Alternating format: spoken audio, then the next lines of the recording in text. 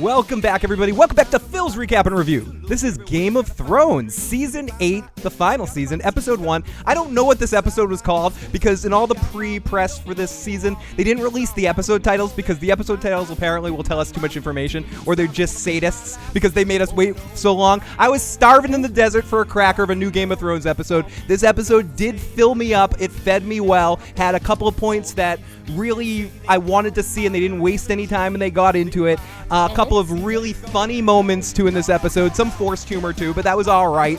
And it was just great to be back in this world again. And yeah, we're gonna break down this episode all the way through, but I am, just for general stuff, very happy with this episode. And I don't know if it's a credit to how long I've been waiting and just been so hungry that they could have slapped any dick across my face and I would have been like, that feels good.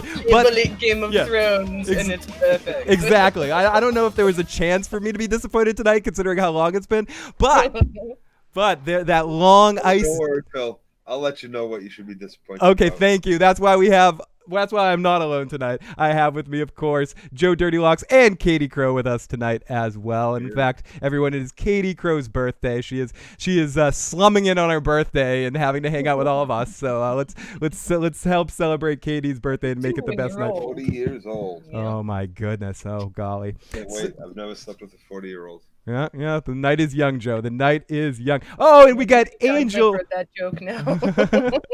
We've got Angel B with our first super chat donation of the night. Thank you so much, Phil. You're wearing a suit. Nice. Well, it's sort of a half suit. Let's spin the wheel. If we get super chat donations, we spin the wheel and do so. Oh, shit. I don't know what the hell just happened to the wheel, but it went flying somewhere. You broke the wheel, Phil. I broke the wheel. I'm Daenerys tonight. I broke the fucking wheel. Oh my goodness. So yeah, I generally really did like this episode, and I also want to say we do have a voicemail line in for tonight. If you guys want to call in and leave your thoughts or text your thoughts, you can throw them in the chat, but if we miss them, you can always leave a text or a voicemail at 781-990-8509. Again, that's 781-990-8509. We will also have a live call-in line later this evening. I messed up setting it up, so it'll be on a little bit later than normal. I should get the phone line set up around 11 o'clock, and we'll have that number up for you very soon if you guys want to call in and talk live to us about this episode and what your thoughts are.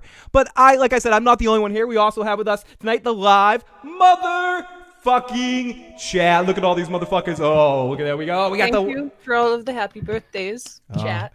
We got Jay, we got Timo, we got Hannibal, we got Retired Nurse. Oh my goodness. We've got Sansa, we've got Alex, we've got Liana, we've got Peter Hagen, we've got another super chat donation. Holy shit. The first one was Joe Drink.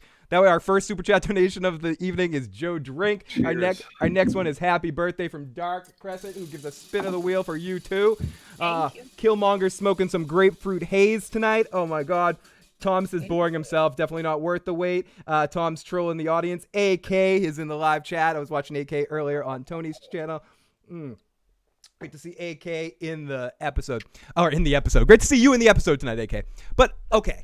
Now, there's a lot to talk about in this episode. This was jam-packed. It was shorter than I thought it was going to be. I don't know if that's a big complaint or whatever, but it did seem short too. It's not like it. Expecting it to end around every fucking corner. Are you kidding me? Seemed short. It felt Thing fucking short. dragged out. Oh, Joe. Okay, so Joe Dirty Law. We'll get to Joe's opinion in a little bit, but I don't think Joe is feeling this episode from body language. If I've been doing a podcast with Joe for a while now, I can tell Joe's body language, and he's feeling meh. But we'll get all into this. Oh, do we have another super chat donation? It's all lies. From Jade Dragon Melly, Phil, Joe, Katie Crow, all fingers in all the side buttholes, bites of sandwiches. Let's go! Happy birthday, Katie. The new intro ending with the motherfucking Lannisters. Tom himself says Phil is too much fan service. You're such a fanboy. Peter Hagen says it was like 58 minutes. Okay, fine. Matt, this is just me being a selfish motherfucker because I want more and more and more. I want every. Yes. It's the final episode. We have final season. We have 6 episodes. I personally want every episode to be 2 hours long. What more fan At service least, could they yes. have given you people? I mean, God, there was everything. You had as you put the never-ending story moment. Like, Oh, I all called we it. wanted was the fucking music. It Are was you the kidding double me? never-ending story flight. Okay, Joe. You know, it also kind of reminded me of the Superman and Lois Lane flying Did I scene hear too. Arya say, I "Here, loved doggy, it. I doggy, loved doggy, it. hound. Here, houndy, houndy, houndy." Are you fucking Damn, kidding you me? Oh, it was loved beautiful, it. Joe. Oh, and You Gendry, loved it. what the you were- fuck was that? you- Every Flirty, moment you were flirty, enjoying every. so Oh, it was. All we loved were it. missing You is a loved Brienne it. and like what was my like fight out between fucking Jamie. Brienne Oh, and we almost had Tormund we had it moment. right there. I'm waiting for an old friend. No, we didn't get a Brienne. No, and, but we got Tormund. We'll got- get that we're next week. almost there. We got to get to the live chat for a second. Angel B, another one, actually 50 minutes and 3 seconds. Steven says, glad you guys are back. Love the episode, but it might just be a relief from the withdrawals. David says, what? That's it. You nailed that head right on the nail. I think BB will be number one on the final season because that's the bomb, because it's not looking with that unnecessarily how to ride a dragon scene. And someone asked what I was drinking earlier. I am drinking tonight the new Game of Thrones beer from Alma Gang, the For the Throne. It's not bad. It's smooth. I went old school. I went for some Johnny Walker Black in favor of Jon Snow of the Black right there. So, Little Sam Light. Peter Hagen says,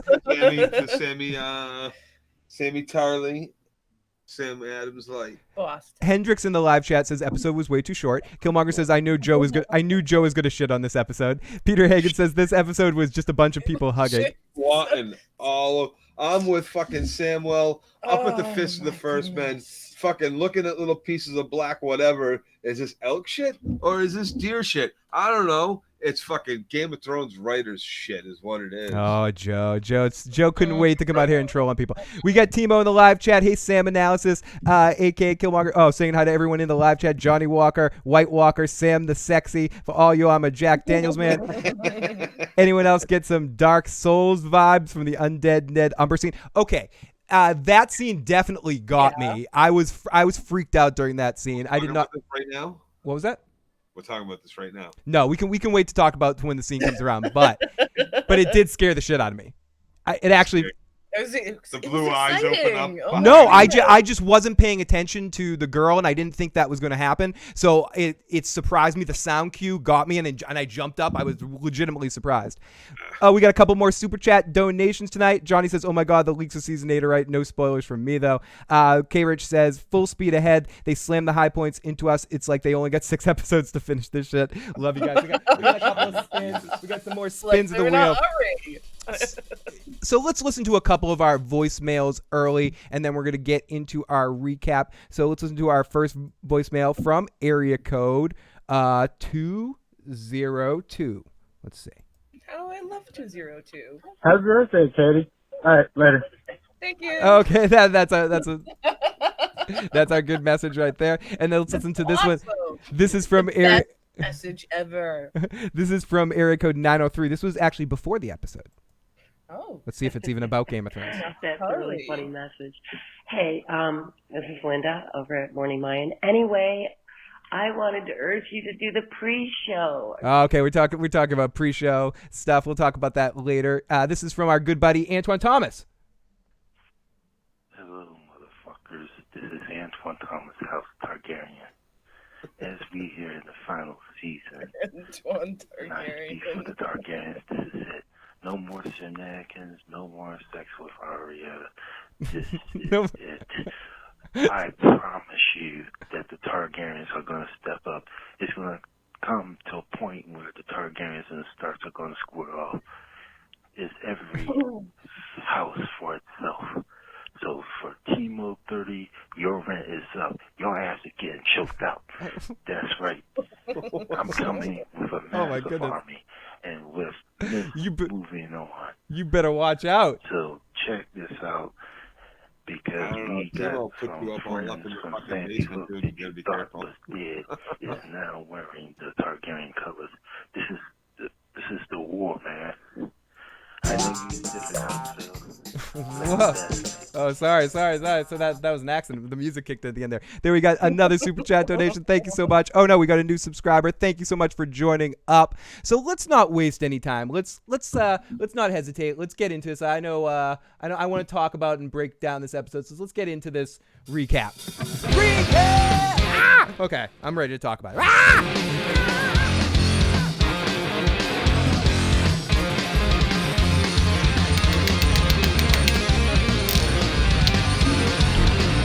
Okay, enough of that. So, Jaime to Brandon's wheelchair. Do you need a push? Okay, we'll get to that at the end of the episode. Apparently not. He gets around. Where's Timmy W He gets around. and Charlie? Where's Timmy and Charlie to throw him over in his wheelchair? Angel B. Northern Villagers. See my artists for the first time. Thanks, Phil, for that music intervention. I think my favorite brand line is, "We don't have time for this." I love when Bran sort of said, "We don't have time for this petty 90210 bullshit. Let's get into this. We need to fight people." Ladies. Oh my goodness. I will only drink if the wheel tells me to tonight. Oh, the wheel tells me to. It said spin again from the last super chat spin. So I got to spin that shit again. Thank you so much, Angel B. Thank you for that super chat donation. Joe's always going to be the negative Nancy, says Steven. D&D are definitely tired of the show. They couldn't wait for it to be over. Atari Dad says, anyone else thinks it will be weird for Joe Dempsey if he kisses Arya? He's known Maisie since he was a child. My homegirl...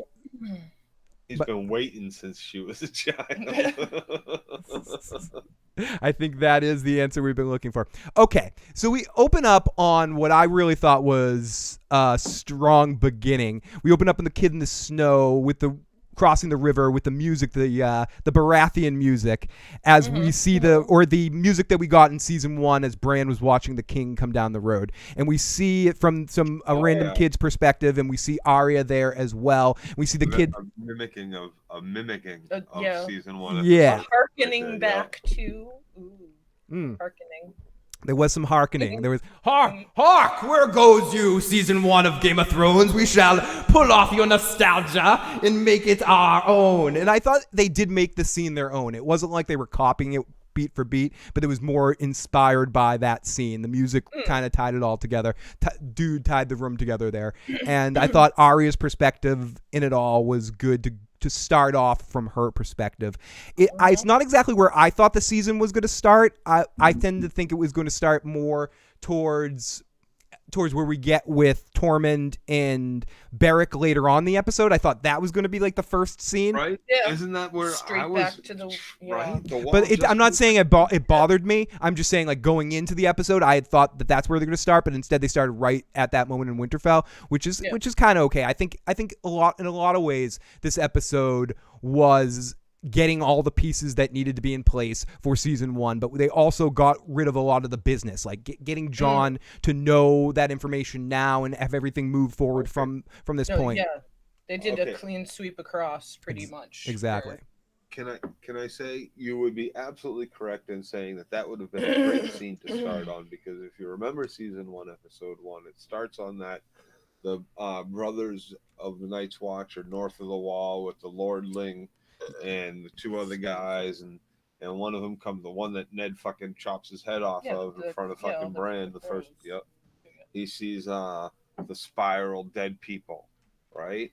So if we got that fucking opening scene, that little laugh with the my eyes have always been fucking blue, right? And then the fucking crab swirly.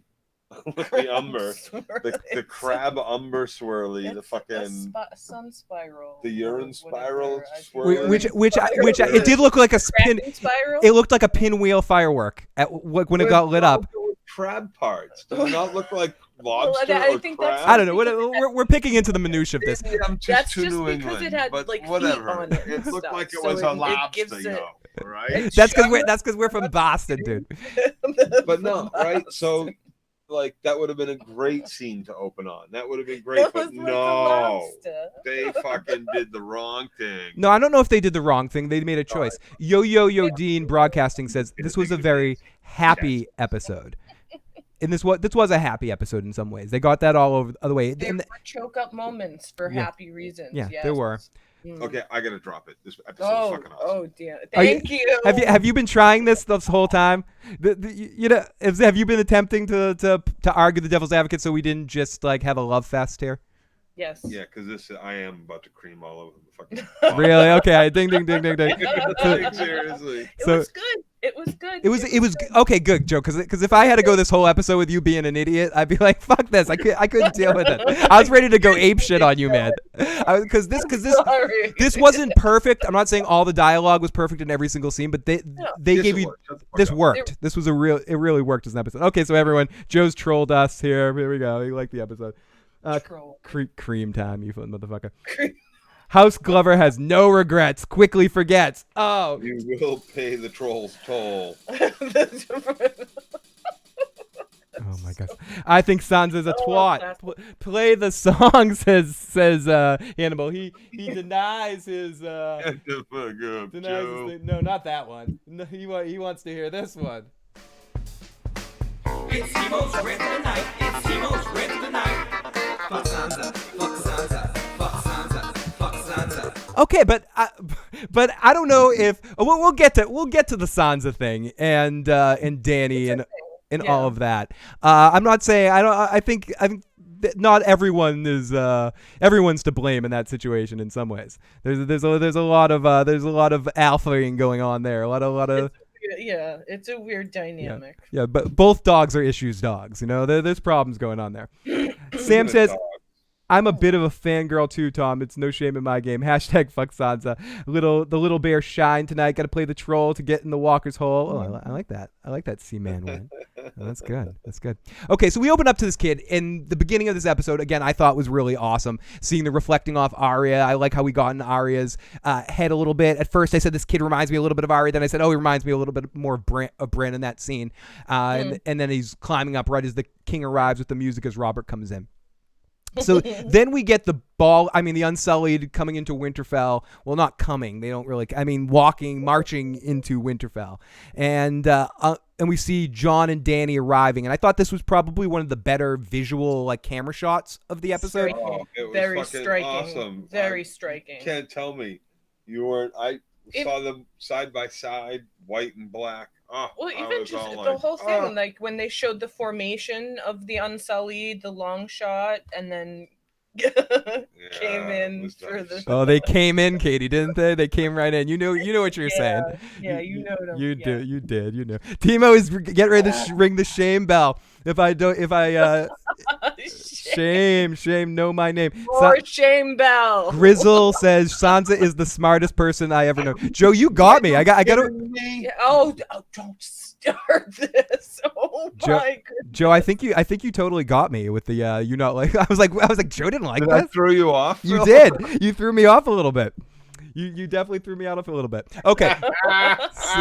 so you got me. If this was April 1st, you would have had me. We have a couple more voicemails we'll be playing in a few minutes here. Thank you, area code 321 and 601 as well. You guys are awesome, and we will be getting into your things. The dragon entrance was epic. Okay, so here we go. We get the first. What entrance wasn't epic? You know which entrance wasn't exactly epic but was funny? So perfect. It was the perfect episode for George and Dan and Dave and all them motherfuckers to fuck you and me and you and you right in the fucking ass. And fuck all of Joe's happy everybody lives death predictions because fuck you had such a great good fucking first episode and everybody got to see everybody except a couple of not, but come on. Some fringies over. It is early and Joe is drunk. This is going to be fun. And the episode starts off with the best... With the best line of the episode. No, it starts right off with a Tyrion and Varys dick joke and dwarf joke. Here, right. Freeze off. You take great offense at dwarf jokes, but love telling eunuch jokes. Why is that? Because I have balls. You don't. You don't. It never gets old. I'm sorry. I know people. I know you can make fun of this stuff easy, and it's like easy go to the well type of stuff. But I don't care. I love these two together. I love. He's the only They're one that classic, doesn't they're make fun of his wonderful. dwarfism and his fucking. Oh, he does in a fun way. So many. There were a lot of dick jokes in this episode. There were a lot of like written in jokes in this episode, which seemed interesting to me. No. There were some written in jokes in this episode. No, Varys does not make fun of the imp. Once he might have said, "And you're short" or something like that, like as a blunt back at him. And then Tyrion even says again, "Don't fucking argue with me here because I know I watched this shit twice coming up." And then Tyrion says, "You make fun of me and I make fun of you. That's what we do." And he goes, "No, I don't." He doesn't. He doesn't do it. And Okay. then he says it again here. Why do you do that to me, man? I don't fucking talk about you. Fucking Cheekiest. That's the question I want to know. Where the hell is Ghost? We missed having a Ghost walking out to the dragons with Jon and Daenerys, and then turning around once Jon. Meaning we should have had that. Yeah. We should have had like Ghost should have been to greet Jon, and then Ghost looks up and sees the dragons or walks out and kind of walks in the other direction. Where the fuck's Ghost? Why wouldn't he greet Jon? Locked up at fucking Castle Black. No, he's at Winterfell. He's at Winterfell. He's out going to recruit Nymeria and her pack to come and fight. Bring him back. Hopefully, Katie. Hopefully, you are correct on that one. Okay, so then we see Arya smiling as she's looking at Jon, and she almost calls out to Jon's name right there, which right away starts tugging on my heartstrings there. And so much. Arya smiling, and she feels. And remember, she had on a helmet. She wasn't in the original lineup in the first episode. She was just like this. She was hiding in the crowd with a little helmet on a fucking wagon somewhere in episode 1. Atari Dad says Varys hires children to make fun of Tyrion on the street. Nick says touche. That was good. I no arguing with you that. Yeah, it says no. Oh, good to see Nick in the live chat. Analysis of Thrones. The dragon's facial expressions when they met Sansa for the first time was perfect. Really conveyed awe-inspiring beauty and intellect when struck with the rightful queen of the North. Johnny Stern says Joe Dirty Balls. Watched it twice. How'd you do that, son? They spent their Ghost budget on that snazzy new intro, Phil. Don't you know? Phil, I missed you. I missed you too. I missed you all in the live chat. Jackson, yes, Joe. Opening of the episode was a callback to the first episode. Sansa was a grade A pissy witch. The entire episode, says New York Kia. Nick says she was disgusted as in Arbor. Disguised. Disguised as an aubergine. Sorry, I can't read. I'm getting drunk quick, but this 10% fucking alcohol. And Jon and Arya reunion made me cry. Sam, I'm gonna get to that. I definitely shed. I almost cried like 4 times. Yeah, it was a I almost let him hold the fucking door. Fucking tears. Yeah, I came close, and in the Jon Arya one, it a few dripped down. Yeah, I ain't afraid. Creepy dragons. Yeah, the creepy drag. I can't wait to get to the creepy dragon scene. Okay, let's continue. Let's continue on here. Okay, so I'm sorry, everybody. Occasionally, I do warg, and I needed to warg for that. Yeah, and the other one was I had to do it. It came out on film. I didn't mean. Sorry, I didn't mean Joe. to be there, but and the other one was warged in by Eugene from The Walking Dead. Warged into the other one. The 3 people that understand what we're talking about. Look at that. Yeah, Joe and Eugene were watching that boat sex times 2 the cave sex or whatever it was. that's fucking perfect. Lynetta said Euron was the best part of the episode, along with Cersei whoring herself out right there. A bot says, okay, someone needs to point out the intro that there is a ballista pointed right at one of the dragons. I keep wanting to love Sansa, but says Scarlet Brain is on fire. But we'll stretch that butt out a little bit more. She was perfectly bitchy. Okay. So we're getting a lot of voicemails in and some texts. I will get to all of those, and anyone that we do not get to tonight will be used on the feedback show. So we'll try to get to all the voicemails, but also feel free to leave more all week long. Cattigat says, I like this episode, 8.0 rating for me. That dragon race between Jon and Dany, I loved it. Isn't the Targaryen sigil the same as the Night King's message? Oh, interesting. I'd have to look at that 1A, 1B, but a good question, Kun. Beyond nature, why was he? I love Joe, says Grizzledy Nuts. Oh, there we go. We all love Joe. Oh, okay. So let's get through this beginning scene. Missandei looks uncomfortable, and Jon says to Dany, see, the Northerners don't trust newcomers. I told you. Outsiders suck. Yeah. And then right at this moment, it's time for 2 dragons to join the party. Look at that smug smile on her face. Oh yeah, it's great. It was perfect. Yeah. They'll trust this outside. Here. You people want me. She loves me on that wall. You need me on the wall. Yeah. Dude, that fucking wall. She's got the Jack from A Few Good Men smile on this whole episode. Like, they need my ass. Your sister's gonna bet. Like, I want to know where that conversation would have ended if they didn't get cut off with Jon and Dany. Like, you're gonna need to, take my side over your sister, dude. It totally was heading in that direction. It was heading in, well, you're gonna need to pick a side, Jon. And they were hinting at that a couple times in this episode with Arya's discussion with Jon as well, where you're gonna need to remember who your true family is. So I don't know if that's foreshadowing for the end of the season, some sort of big competition or a problem. Like, once Daenerys learns this information, will she step down? Will she relent? Or will they just join together in the Targaryen way and be family? Will this information disgust Jon a little bit and push him off from wanting to keep with her? Or does he just not give a fuck at this moment because he gets a dragon out of the deal? I wonder where Jon's head is at in all this. Yeah, he does love her. He does love her. Is being related to her, being his auntie, gonna? Is it gonna stop him at this point? Do you guys think? That's a tough one. Or is it a really tough one? He's all honorable like his father, Ned Stark. Right, especially just talking about that before he was given this information. Yeah. So, how can he not at least be bothered by it?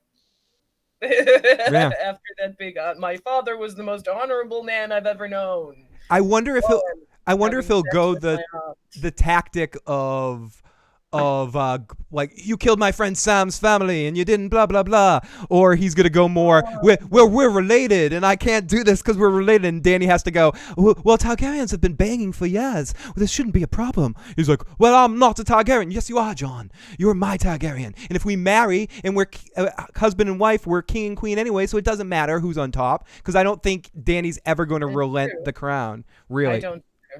Leanna Finn, thank you so much. Oh no, Leanna, I'm not gonna say that because I already have it queued up in my notes to play it right at that point in time. The crown doesn't need to be relented. When it's from Dany. No, it's for if Dany and Jon marry, then it's co-rulers. Co-rulers, sure. That's which is what's going to happen. It's going to be sharing it everyone. How could Jon not see Arya? She was in the front row and she sticks out because he was so blinded by the silver-haired queen. Nobody saw Arya. What? Huh? Oh, she's like a ninja. Yeah. Oh, did I miss something? No, that's okay. I was reading the chat. I think I missed something. No, it's okay. And Davos. Excuse my empty-headedness. So Missandei looks very uncomfortable. Jon says to Dany, time for the dragons to come in, and Sansa and Arya both get a look at the dragons, and we see our moments from the trailers. We get some fly time, and we see the dragons fly over Winterfell, which is another awesome visual where it makes Winterfell look like the opening where we go. The dragons are so high. They smoke some. They smoke some serious dragon weed. Dude, the dragons are high, man. Okay, so the dragons were really high, and oh god, we're so ridiculous. And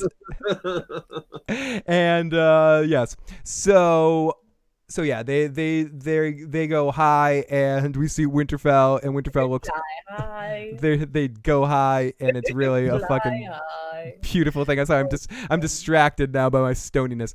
So we go. Time for the party. Then Jon comes. You gotta go down to the Citadel, man. You see the same dude I saw, man. This dude Sam down there, man. He'll get rid of that stone man shit for you, no problem, man. I'll cut that shit right out. Dude, can we make a pit stop at Highgarden? I hear they got some killer shit, dude. Carry you. Dude, the killer shit from Highgarden, dude. It's like killer Maui Wowie mixed with some Dornish yellow. It's fucking great. Okay, so Jon comes in and sees Bran and runs to him and hugs him, and Bran's like, Jon, Half touching. Jon, You're a man. not anymore. Almost. I'm not a man anymore, Jon. No. What is a man, Jon? Does a man have a penis? I don't have a penis, Jon. It doesn't work. Sorry, Jon. Crazy man. Can it? What a piece of work is man. How noble and reason. And then they look at each other for a while and apparently don't say anything. And then oh, here we go. Where's Arya? They ask. And Jon comes in and asks for Arya, and then somewhere. And yeah, Arya's lurk. I love sentences are coming out. My sister. She's Stark, the Lady of Winterfell. She's locking. And here's Thank the you for big. inviting us into Here's your the big home, meeting Lisa. between the two of them. The North is as beautiful as your brother claimed. As are you. Yes. Winterfell is yours, Your Grace. Stink face.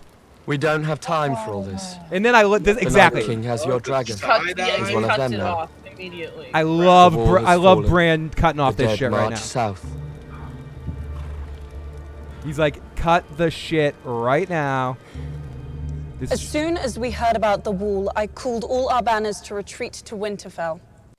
Okay, so there we go. And everybody, I just want to announce that if anyone wants to try to call in now, that's our call. Hold on. No, I don't want to call. Hold on. That number comes at a price, Phil. Doesn't that number comes at a price. Yeah, your right? your phone number, your phone number. Or super Oh, chat stop with the pander. Stop with that shit. Stop. Okay, so and here we go. We got a voicemail. Our call-in number right now, if people want to call in, is 516-387-1510. That's 516-387-1510. The voicemail line also works, 781-990-8509. If voicemails are more your thing, or text messaging is more your thing, you can do it that way. Or you can call in and try to talk to us live. We can see if that works. Wait. People can text message? Yeah, they can text. That's what you're into. If that's what you're into. Can they voicemail? They can. That's the thing. Yeah, if you What don't do about it. live call? They can do all fucking three, Joe. Can they talk in the motherfucking chat? They can. Okay, why isn't the phone ringing? It is. It is. The phone is ringing. Phone is ringing.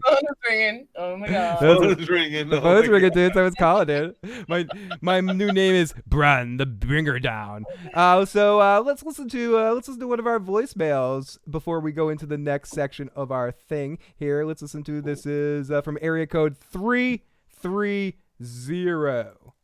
I'm gonna start guessing the At area code. 67, I'm probably your oldest fan. This episode was awesome.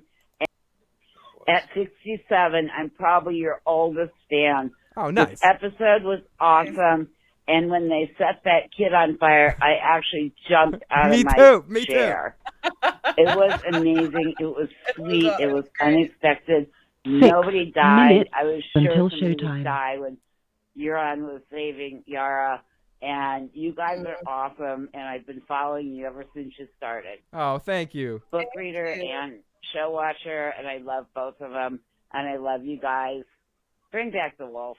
Thank you. Bye. Actually, I got the wolf right here. Hi, wolf. Hi, mommy.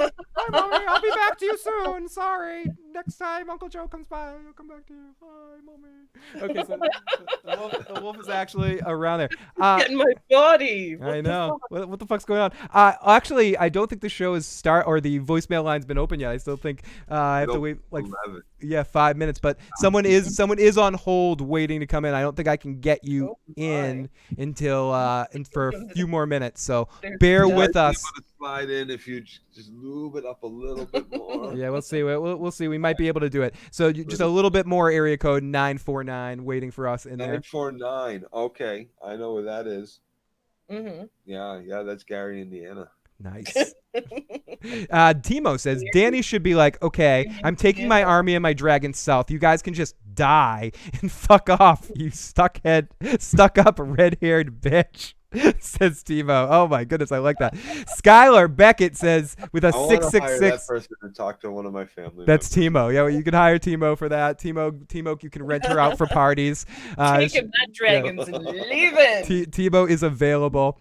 And Skylar says, "Is it just me, or would this episode have been fantastic if they showed Ned Umber die by the Night King? That would have been great." And on that one, that is Timo's rant of the night. Oh no, that's the theme song. Yeah, excuse me. That is Timo's rant of the night. 4 minutes until showtime. Fuck Sansa. Fuck Sansa. It's Timo's rant of the night. It's Timo's rant of the night. It's Timo's rant of the night. It's Timo's rant of the night. It's Timo's rant of the night. It's Timo's rant of the night. It's the rant of the night.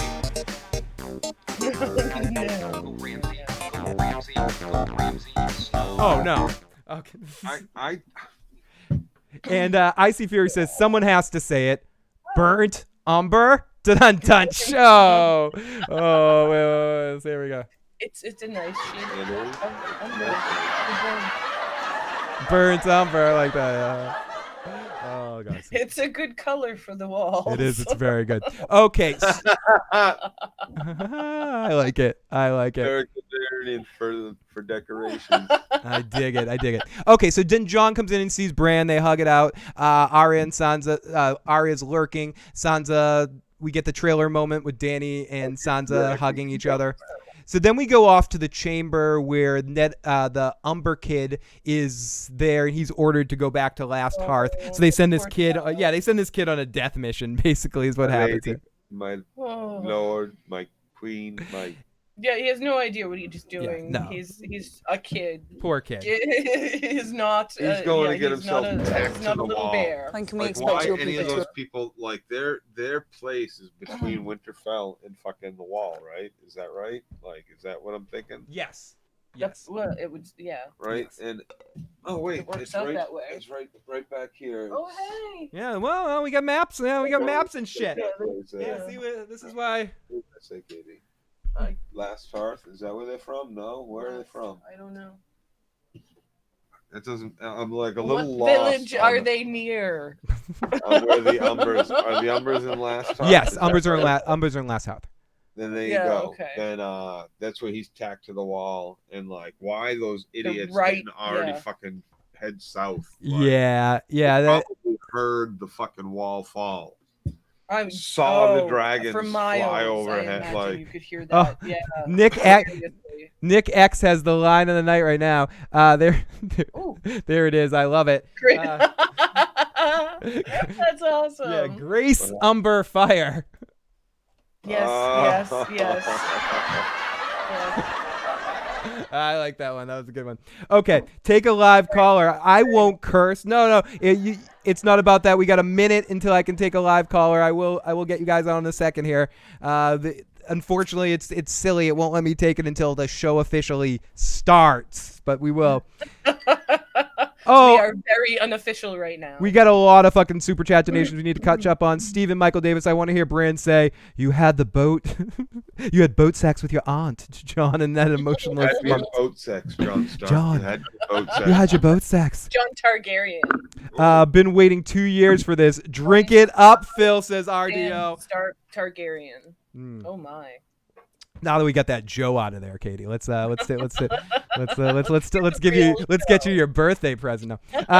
Timo said she left a message with some really bad language. We'll get to that in a second when Joe gets back. It sounds perfect. How did they survive the wall collapse? Oh, you mean how did Beric and Tormund? Because Well, they ran the other really way. fast. I mean, they were the two guys that decided. The other way, how did Rose survive the Titanic? You know, when she fell in the same water as Jack did, but suddenly, just because she's out of it, she doesn't freeze to death. I mean, the fuck. Well, yeah. They both couldn't have fit. No, on that. no, or he couldn't have just gone over to one of the other ones floating. She had to make him hold her hands. What a selfish person. We're talking about Sansa, but damn. Like nothing shows the selfishness like Titanic. Another donation. Don't worry, guys. CGI couldn't afford the Night King killing Ned Umber, so we could see people looking at dragons with cool music for the 99th time. Budgets suck.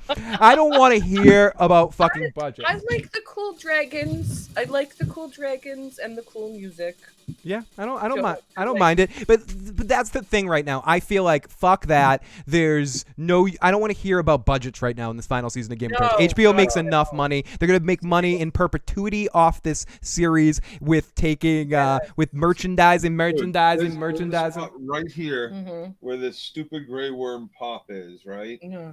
Hold on, let me move this shit over. I mean, they're going to put out some gum called the Trident from Trident. That's going to have a picture of box set of like DVDs that I don't even own a DVD player. Oh my goodness. And it's going to sit right there. Katie, you know you'd chew the Trident. chew Rhaegar's dead bones and a piece of gum. It has a little picture of Rhaegar on each stick of gum. You know, I'd eat that shit. Oh my gosh.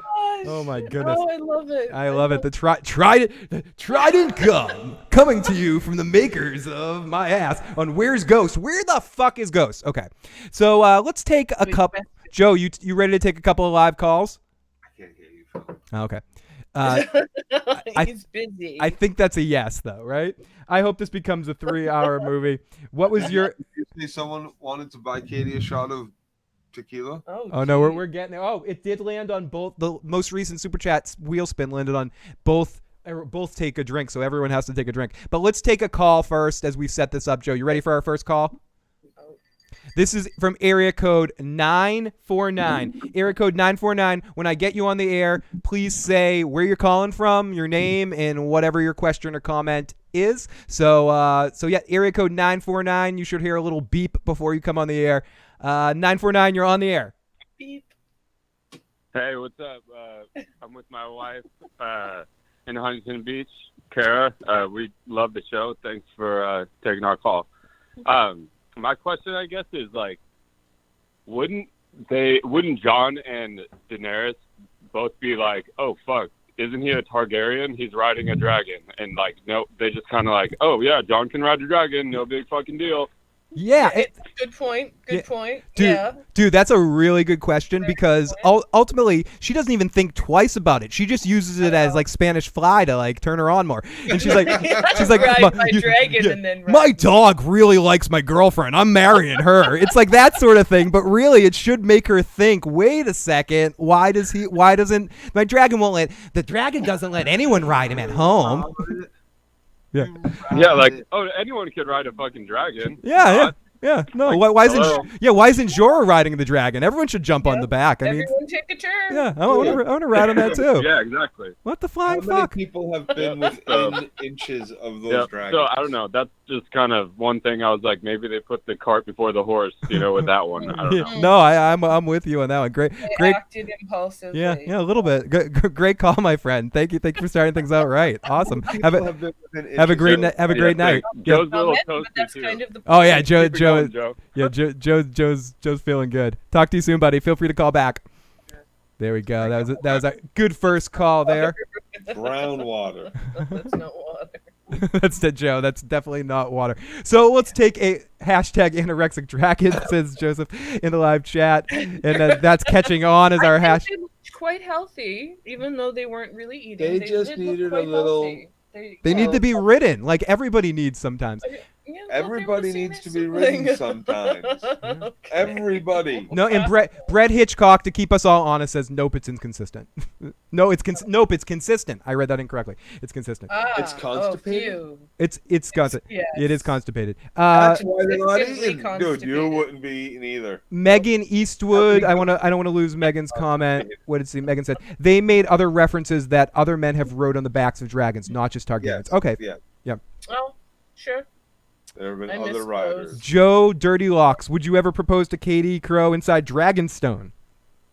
Dude, I'll propose in whatever stone. Good answer, Joe. Let's take another call on that note. Area code. Even a kidney stone. He'll propose. What stone shall I stone? Yes. What would you like me to propose to her? What should I stone you, dear Katie, dear Katie? propose I chew on your little toe. Okay. Guys, don't make Pillow fight. Don't make me don't make me play that. Okay, so let's take another call, and I'm pretty sure the callers can hear you guys. I think I fixed it so they can hear you. But here's area code 412. Area code 412. Who are you? Where the fuck you calling from? Who are you? Hey Phil, how are you doing tonight? Pretty good. How about yourself? Spectacular. Katie, happy birthday. Aww. Joe, so good to see you again. My question is tonight, and I had a couple, but I'm going to just take this one. Cool. Euron isn't as good in bed as Jaime. Yeah. No, I agree with you. I think we learned that information. Well, that's my opinion. So you're saying you agree with me? Yes. I missed. Okay. Missed it. That's all I have to say. No, I'll ask you guys in a second. The question was, and that's a great call because that glorifies our buddy the Kingslayer. That from the conversation between Euron and Cersei, we can deduce that Jaime's better in bed. Yes, absolutely. She was not thrilled with No, he was exciting, but not awesome. Boring. He was different. Wasn't boring. That's it. He knew He his was way different. around the. He did, but when he questioned if he was as good as she questioned if he was as good as the Kingslayer, Cersei scoffed. Kingslayer knows her body really well. That's a twin. He boasts that he's great. That usually means they're not. I got one thing out of this scene. Besides an erection.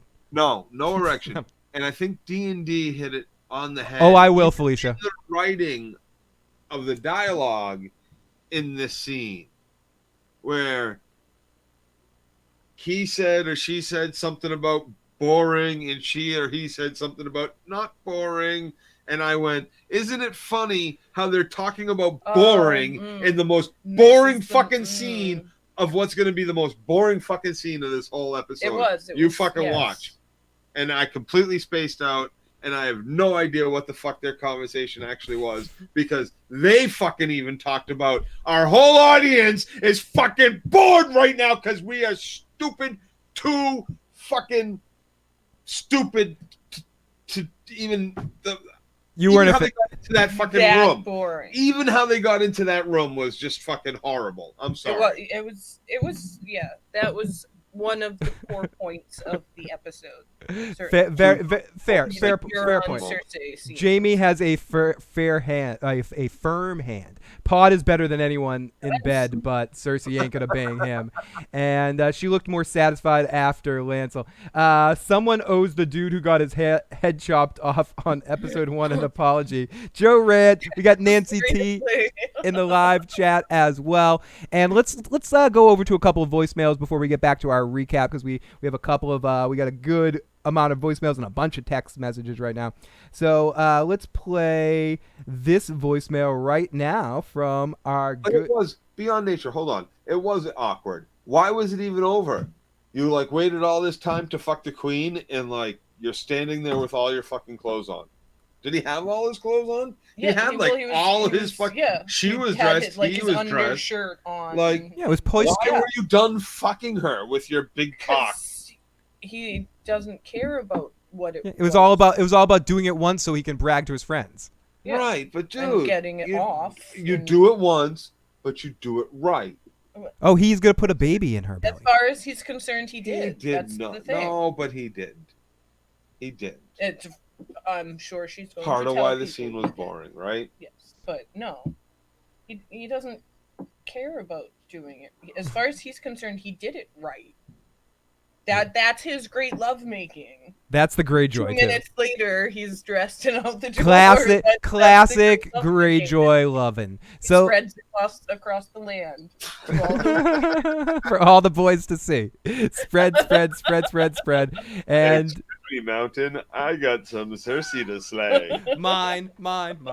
Okay, so let's play this voicemail right here from. Okay. This is Timo, by the way. Timo. Can we please just discuss how in the fuck did Sansa manage to make me hate her even more? This bitch is so stuck up. She has her nose so up in the air to everyone. They're over here trying to save their ass, and she's over here. She's making me a Dany fan. How in the hell did that happen? This bitch is snubbing her nose at everyone. They're coming in there trying to save her, and yet she's over here looking down on everyone. And then, what the hell is going on with Arya? Sansa's the smartest one that she's ever met? What the fuck is that? And Arya's been around all the 7 kingdoms. Arya met Jaqen Agar. What's wrong with these Stark people? And Serial Pharrell. Explain to me again why everybody loves the Starks. They're all crazy, if you ask me. They all need to die. All of them. All of them. Fuck the Starks. Fuck Sansa. Fuck Bran and his creepy ass. Arya, I'm sorry, girl, but if you think Sansa's the smartest one you ever met, then you gotta go too. Fuck them all. Fuck Sansa. Fuck her. Her snowed ass, bitchy ass, useless ass, punk ass, bitch. Fuck her. Anyway, aside from that, it was a great episode. Loved it. It was very intense. And I loved the callback at the end of the episode. Loved it. Jaime pushed Bran as season 1, episode 1. This is the best voicemail at the ever. end, and they cut. And then Jaime meets Bran at the end of this episode, the last season, episode 1. That was awesome. I see what they did there. Loved it. Oh, yeah. Oh, yes. Yeah. I hope they keep it up. I'm all down for the fan service, so love it. Aside from that, way too much Santa. So I hope next episode they need to cut that shit down. It was too much. It's gonna be hard to rewatch this because it's just too much of this. Like, I want to strangle her. I really hope Dany beats the dragon with her red head. Miss you guys. Bye. It's Timo's regular night. It's Timo's regular night. It's a regular night. Oh my goodness. Amazing. See, these are the reasons why we do these shows, for voicemails like that. Thank you, Timo. Amazing. We've got a bunch more voicemails I want to play right now before we get back into this recap. And as I mentioned, if we miss any voicemails tonight, I will play them on this week's feedback show. So here we go. Let's play another one. Welcome back, guys, and happy birthday, Gary. I know you guys want to get face tonight. Yeah, bitch! I'm gonna kill ya! Oh, I love Gary. I don't want to hurt my voice.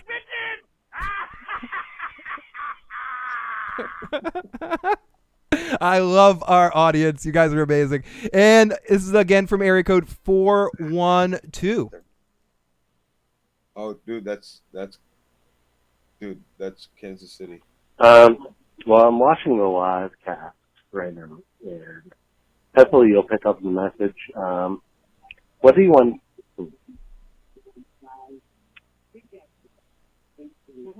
I'm like watching and listening. And it's a weird combination of watching and listening. I think you ended up calling in. We got you in the. Why is it? Here's what I'm asking: why is the Raven puppet hiding from us? Why is the Raven hiding from us? I couldn't really get your message. If you want to text in that message on the 781-990-8509, we'll get it towards the end of the show. You kind of cut off a little bit there at the end. And I believe this is our message from area code 401, which is one of our neighbors here. I think I know who this is a voicemail from. So, I have been ranting about Destiny and Mormont for almost 2 years now. And what does she do? The minute she meets the queen, she lifts off. Not sure what you are now. I'm calling it. Lyanna Mormont dies by fire. No more grayscale. Nothing at all. I've accepted it. Within 2 episodes. Not important. Just Lyanna Mormont. By the way, it's Felicia. We named but you already King knew in that. the North. Dude, she's worried about her uncle being back and taking back Bear Island. I was curious if that was going to happen, if we were going to see him between the two of them. My lady. She like, yo, Bear Island's mine. Now this honor of my motherfucker's life. back. He's all licking. I'll always be grateful for your faith. I don't think she's worried at all about losing Bear Island to her uncle. No, okay. The Sansa. The caller wanted the Raven puppet. Now we've gotten 2 callbacks for Katie's puppets. we're like, where's Katie's walking forms? They're around here somewhere. We much rather have Katie in human form, but maybe our animals will make appearances throughout the season. Perhaps here and there. Come on, we weren't gonna make Katie have her hand up some sweaty, gross thing on her birthday, okay? I really can't do the. She already has to hang out with Joe. She has her hand up Joe's sweaty, weird thing for her birthday. Oh my goodness, Raven puppet. Thank you. We got that. Sorry, I couldn't hear. That's how far our mind was away from that. We're like, what are you talking? Seriously, I heard Raven, but I had no idea what he meant by The little bear jealous of Danny. So let's listen to a little bit more of the little bear talking. Talk. Everybody's jealous of Danny and Johnny. John. Jealous? No. Speaking of Johnny, Suspicious, yes. we got next week, Johnny. Pamela says, Timo, please let Jaime out of your basement. We need more Jaime. Okay, so we get the kid. We get Lana Mormont, bitch, doing her thing. You're not the king anymore. Who the fuck are you? Jon says, listen, dudes, I'm okay, dude. We'll have Jon Snow to thank. Oh yeah, and then Tyrion, and then Jon Snow's not doing too well, and Tyrion thinks him addressing the North will go the best. So let's listen to Tyrion try to address the North. He risked. And Tyrion is, this is one of my favorite Tyrion episodes in a while. I really like Tyrion in this episode. Life to show us the threat is real. Thanks to his courage, we have brought with us the greatest army the world has ever seen. We have brought 2 full-grown dragons. And soon the Lannister army will... Cats of Saturn says, I love you, Phil, Joe, motherfucking chat. We are here 2 years, but also no need for puppets. But I do miss it house somehow. Ride north to join our cause. I know, our people haven't been friends in the past. Katie, when you talk, I'll just go like this. Enjoy. There you go. So everybody, now. Oh no! Ow! My hand always hurts. My hand already hurts. Oh, that bitch gonna burn, says Felicia. Joseph says, not that anybody cares at this point, but the Winterfell is like 500 miles from Last Hearth. That kid runs fast. Yeah. That is. It's the North. It is the truth. In the North, yeah. Cold there. We already learned that Gendry runs fast in the lands of always winter, so he's fine. It's cold. You run fast when it's cold. We got a lot of good text messages going on. Oh, holy shit. Angel B, another super chat donation. You guys have been amazing with the super chats tonight. Thank you so much. Joe's requested the love, and we have gotten some tonight, so thank you so much to you guys. One more. Tyrion had them all till he mentioned the Lannisters. He did, because Tyrion is the smartest man that Sansa knows. We had a lot of that tonight. Tyrion was the smartest man that Sansa knew. Sansa's the smartest man that Arya knows. And I wasn't requesting. King doesn't request. What's he do?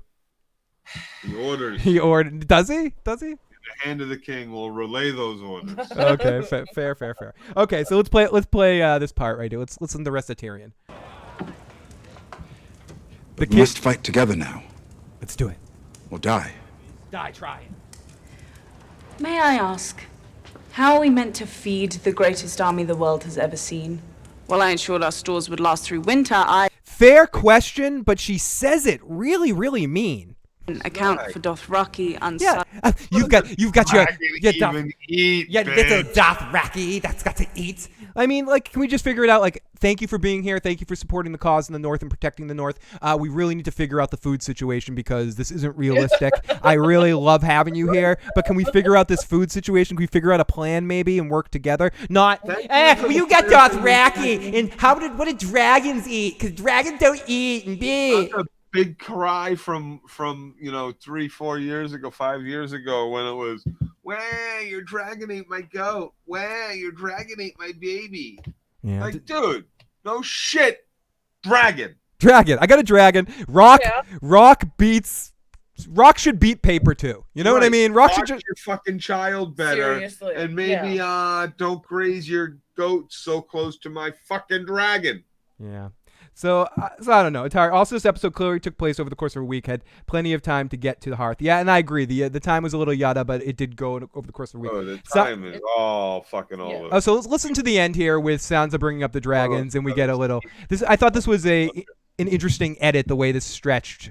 and 2 full-grown dragons. And 2 full-grown dragons. What do dragons eat, anyway? Whatever they want. I love that. That was my favorite Danny. One of my favorite Danny lines.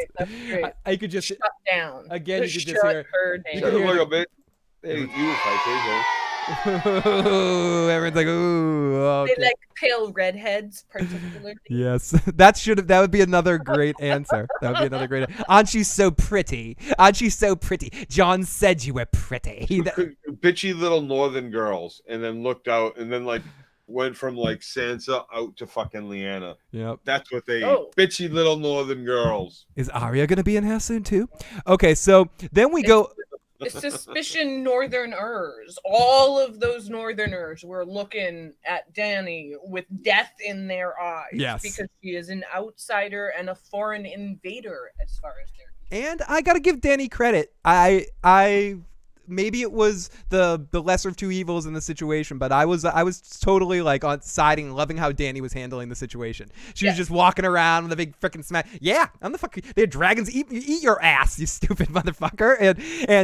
And you know what? You know what? You're so pretty. You're so pretty. She's like killing her with kindness, and at the same time being like to a certain point where Jon, listen, you know, you kind of got to check your sister.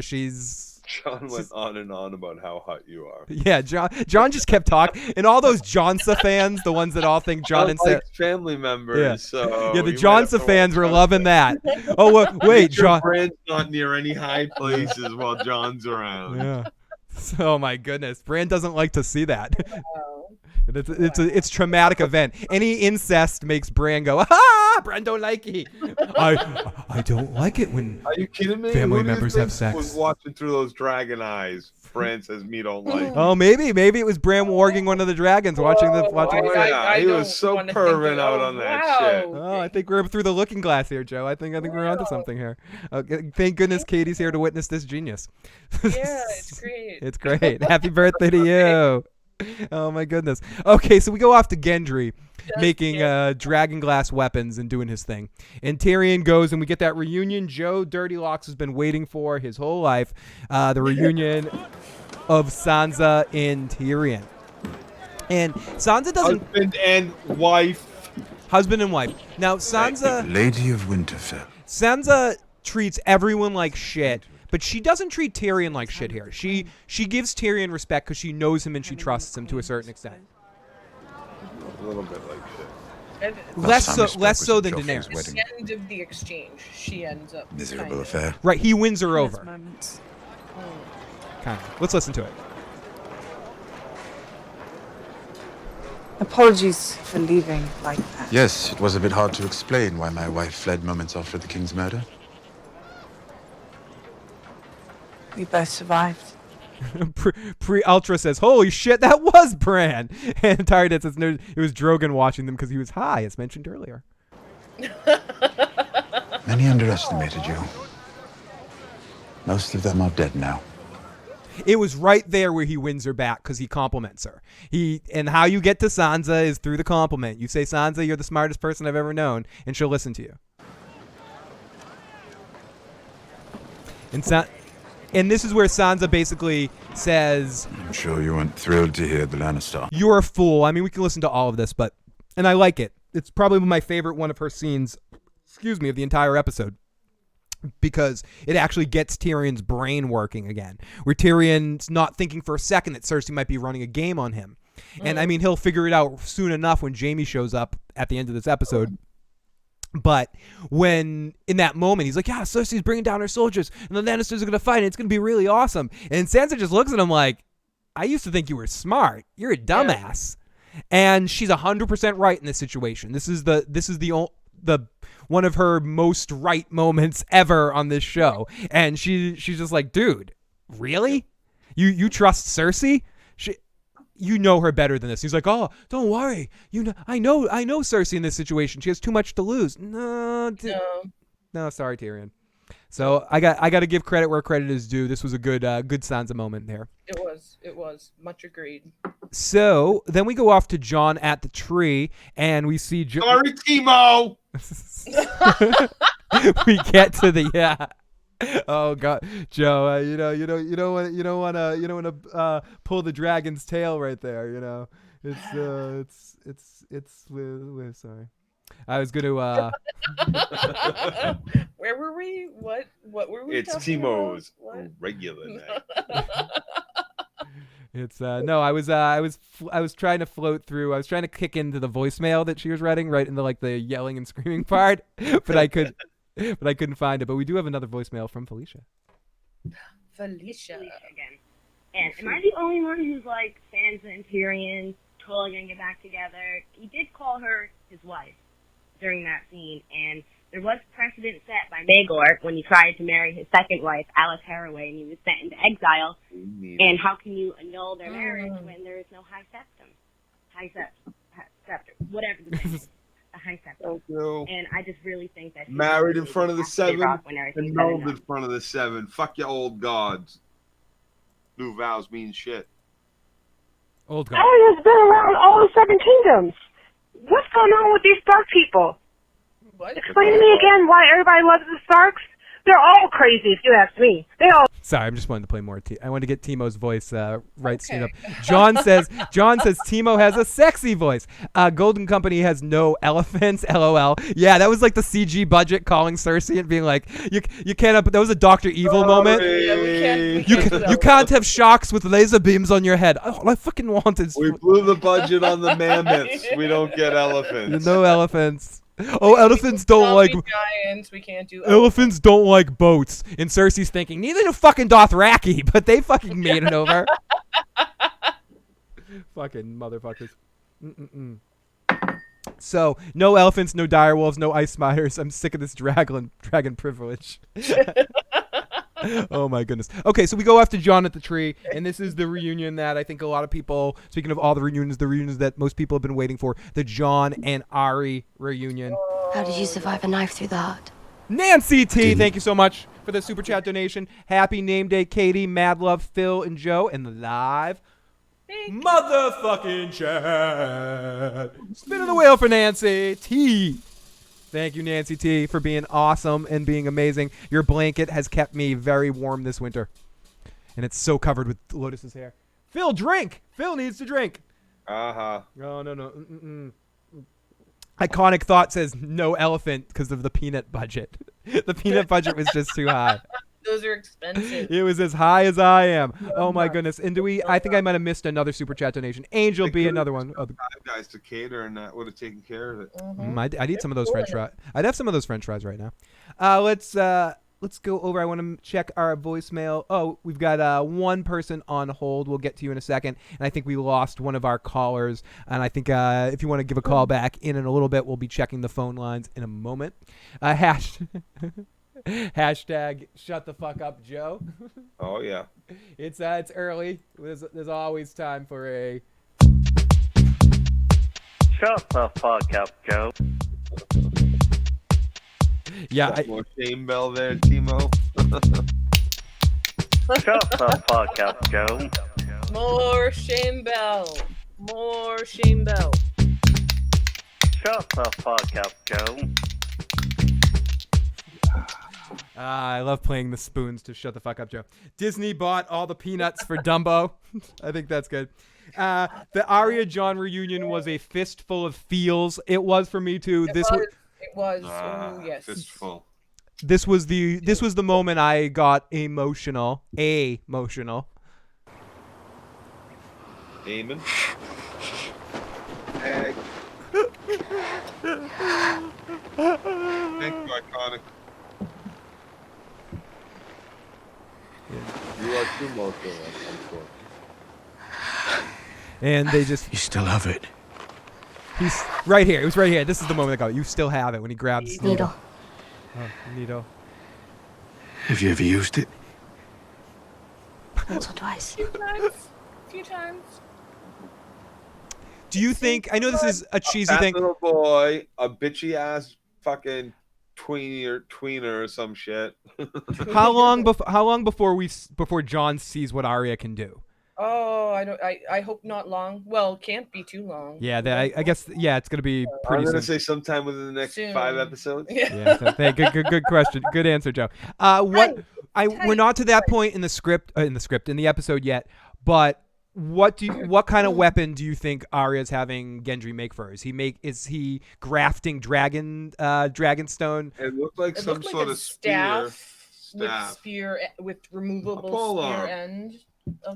A pole arm with dragon glass pole arm top. Like a multitasking. Maybe it shoots. Staff weapon. Staff spear. Maybe it's got weapon. a chain between it. So you can do some like fucking. It's the Westerosi army knife. Reinvent Valerian steel? Maybe, or he might be able to figure out how to. Reverse with the engineer. glass He and could with reverse the steels. Leanne says one episode that a lot of people think a spear with dragon glass ends looks like a projectile. Looks like a projectile. I'm with you, Fee. A dragon glass dildo? Yes, I'm with you, Phil. Who said that? RDO purchasing. Blow darts says after hour company. You don't want to say her dildo. You want to say the dildo. No, it's funny that 2 people in the live chat both suggested a dragon glass dildo. Can Gendry make it? Does he have the could she just be he's got the skills. Oh, he's got lots of skills. Yeah, I can't imagine that's a difficult thing to make. Oh my goodness. Jon Snow rode a fucking dragon. Wait, Song needs to stop we need to stop the chat right now and answer Song's comment. Jon Snow rode a fucking dragon. That's how I should have started the show. This first episode was complete fan service. Yeah, but I'm okay with it. I want this season to be a season. Of course it was. Set us up for the big fucking fall. Fuck you, D&D. Nice Fight Club reference, Joe. Off to so Jon at the tree and Arya and him have a good exchange. They go back and forth. Arya is legit happy when he shows her long claw. They bard back and forth. They have the most chemistry so far of any of the Stark reunions that we've seen. I feel like Arya and Sansa were always a difficult one having a reunion because they had such a negative relationship coming together, so they never really had a good chemistry other than a antagonistic one. And Jon and Bran had something, but now Bran is the Bran machine, so he doesn't really have no warm feels a from personality. Yeah, there's nothing going on there. So depending on Arya and Jon have definitely a dynamic, and Kit and Maisie have good acting chemistry with each other, which creates some fun family-like feels. Robert in the live chat says, another super chat donation. Haven't talked to you beautiful people since season 7 wrapped. Knew where to come for a post-show party. Happy birthday, Cat. Oh my goodness. Right all over here to us, man. Right here. You come right there. Come right there. Right in that space. It landed on party. It landed on some drum fun. Oh, so I have to play some drum fun. I don't know how good this is gonna sound here, but let's try. Let's try some drum fun for a second here. Oh shit, here.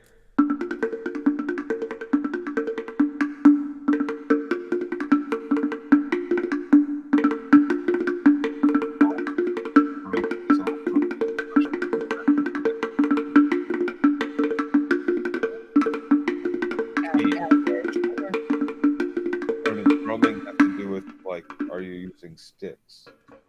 What is the definition of drumming? But I don't. Was that a drum? Is that a drum? Yeah, that is a drum. You can play drums with hands or sticks. Okay, but is that a drum or is that just something you percuss? It's anything a drum? Is that Can a you word? drum on anything? Yes. Drumming is as much of an action. Drumming the action, not the instrument. It's both.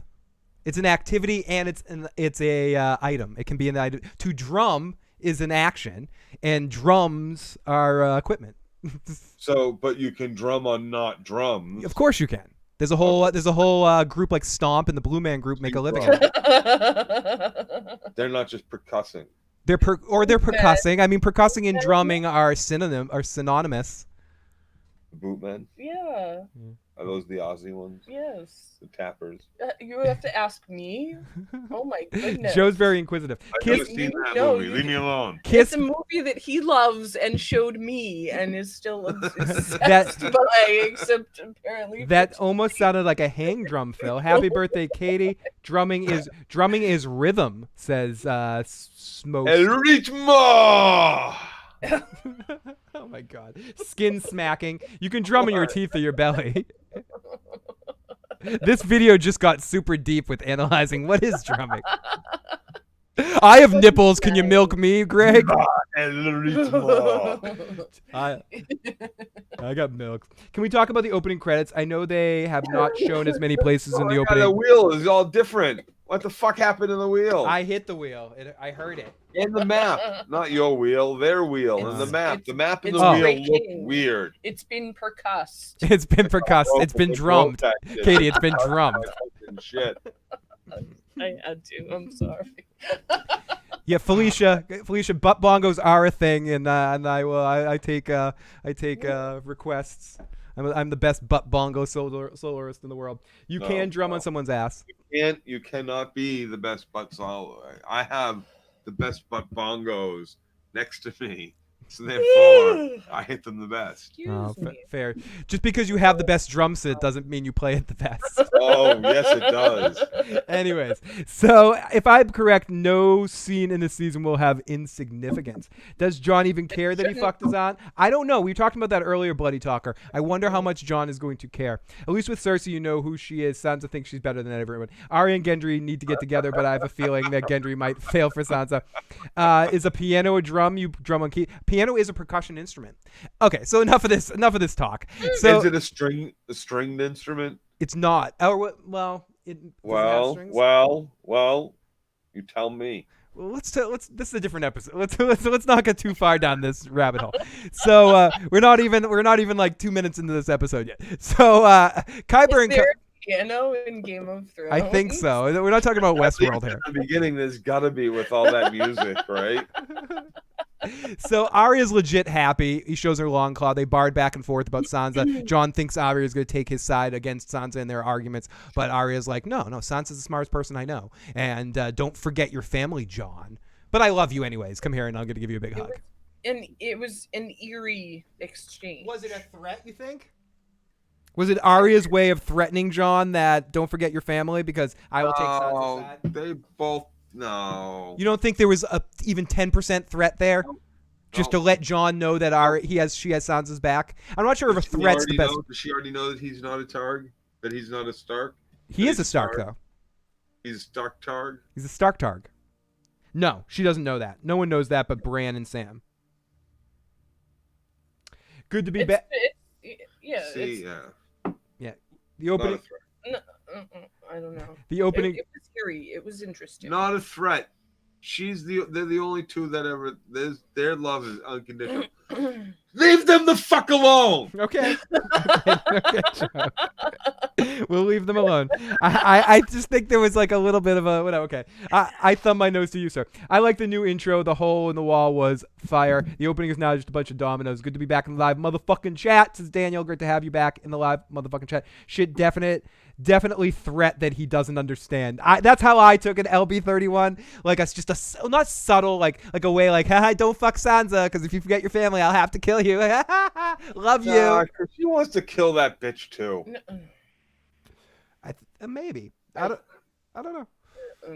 Some days I think we'd all want to kill. Some days we all want to kill Sansa. I mean, really. Everybody has a little kill Sansa. Everyone has a little bit of that in them. I mean, just a little want to kill Sansa. Even some Sansa fans, occasionally like, I can't really defend that. I killed her today. Sansa's a smart, capable person, but I can't defend that. Still around, so call Ramsay. That's awful, Joseph. Timo just became your biggest fan. Way beyond kill Sansa. Way beyond kill Sansa. Wow. Wow. I think the chat says thumbs up on that one. So Qyburn tells Cersei the dead have broken through the wall, and here comes Euron with the Golden Company and the new leader, Blonde Von Dirtbag, that we didn't meet in this episode, but we saw him. Yeah.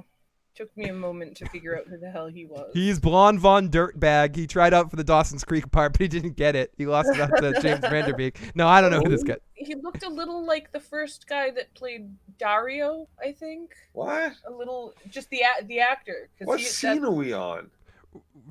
What the fuck are you guys talking about? One on Dirt Dario? What? We're at the scene.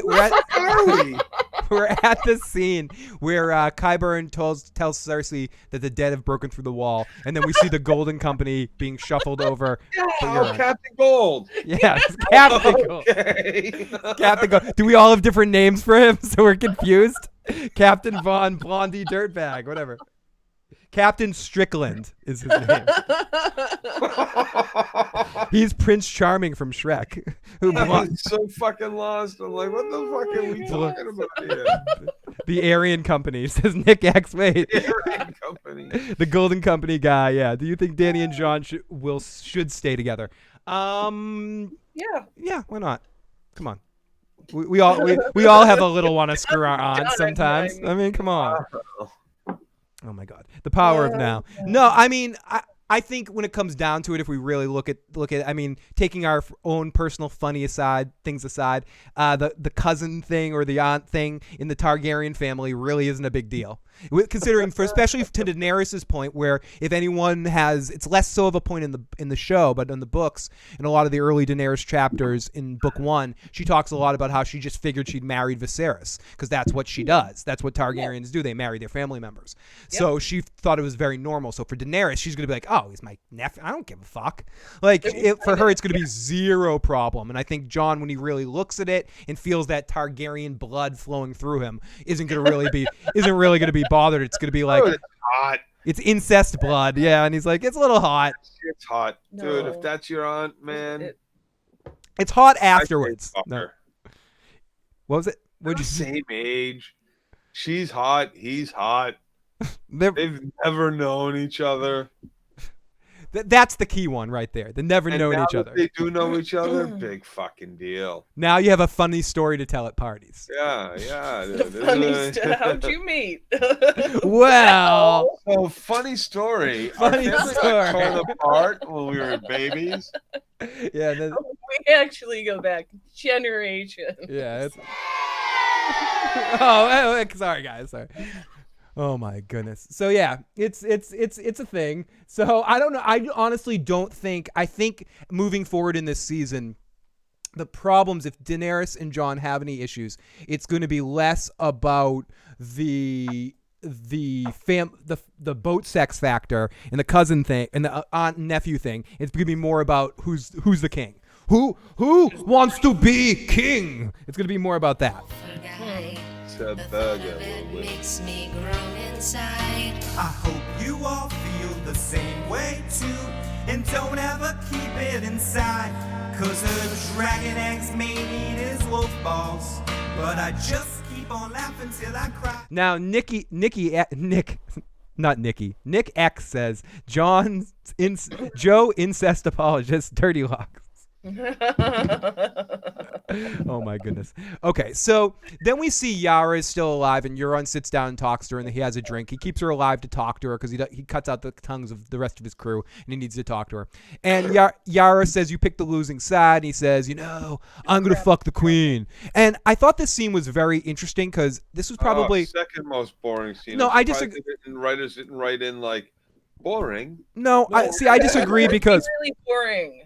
I'm not saying it wasn't boring, but it was probably the most I've liked Euron because he's the first time to me on the show in the 3 seasons he's been on, he seemed like a real person because he's like sitting down with Yara talking about how he just seemed like a dumbass Greyjoy that can't get past the fact that all he wants to do is fuck the queen. And she's like trying to talk to him. You picked the wrong side. You're doing this stupid thing, blah, blah, XYZ. And he's just like, but you know what? I'm totally fucking the queen. High five. Give me the highest of fives. And he just felt like a real person to me in that moment. I agree with you. It wasn't the most exciting scene. Like a fucking clown. but he seemed like more of a real clown than dancing around saying, "Look at my I cock." killed all your family, and so now we're the last two Greyjoys. Our family. I liked it. I liked the scene. I liked the scene between the two. Full of of them. mutes, alluding to like the I'm fact all that he set cut with out his urine. last fucking boats full of fucking. Remember, he said they strap you to a mast during a storm, and then you cut all their tongues out, and he alludes to that by talking to her about fucking. No, and I said, I know I'm in the minority here. I know I'm in the minority here, but I enjoyed this scene. I like the scene between the two of them. I'm gonna piss all over Euron's face. Oh, you can do that all you want. Joseph says urine is terrible. Jon and Dany's kids are rolling the dice on evil versus crazy. Varys even said nothing lasts forever, and that relationship ends. And I thought Varys was gonna quote Guns N' Roses there. He said nothing lasts forever except for cold Westerosian rain. And Euron still cold Westerosian. my next parody song, I guess. Euron still seems like a tool to me. So like I said, I know I'm in the minority in this one.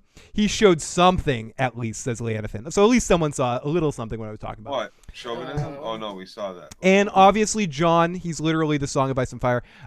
Gwen Affair says, Bronn said 4 episodes ago, when dragons come in the situation, that's when our friendship ends, and then he doesn't do anything. And yes, he goes against the dragons again on Cersei's side, even though we'll talk about Bronn in a second when he shows up. I think Bronn does not try to kill the Lannister boys and pockets the money. Oh, come on. Okay, it's brought up once when Tyrion says, if anybody tries to pay you, I'll pay you double. Yeah. And then fucking when Tyrion's going to go against the mountain, Bronn says, listen, you once told me if anybody tries to kill you, you pay me double. He but gives that's him the the fucking mountain. opportunity. This time, Cersei gave him the fucking gold.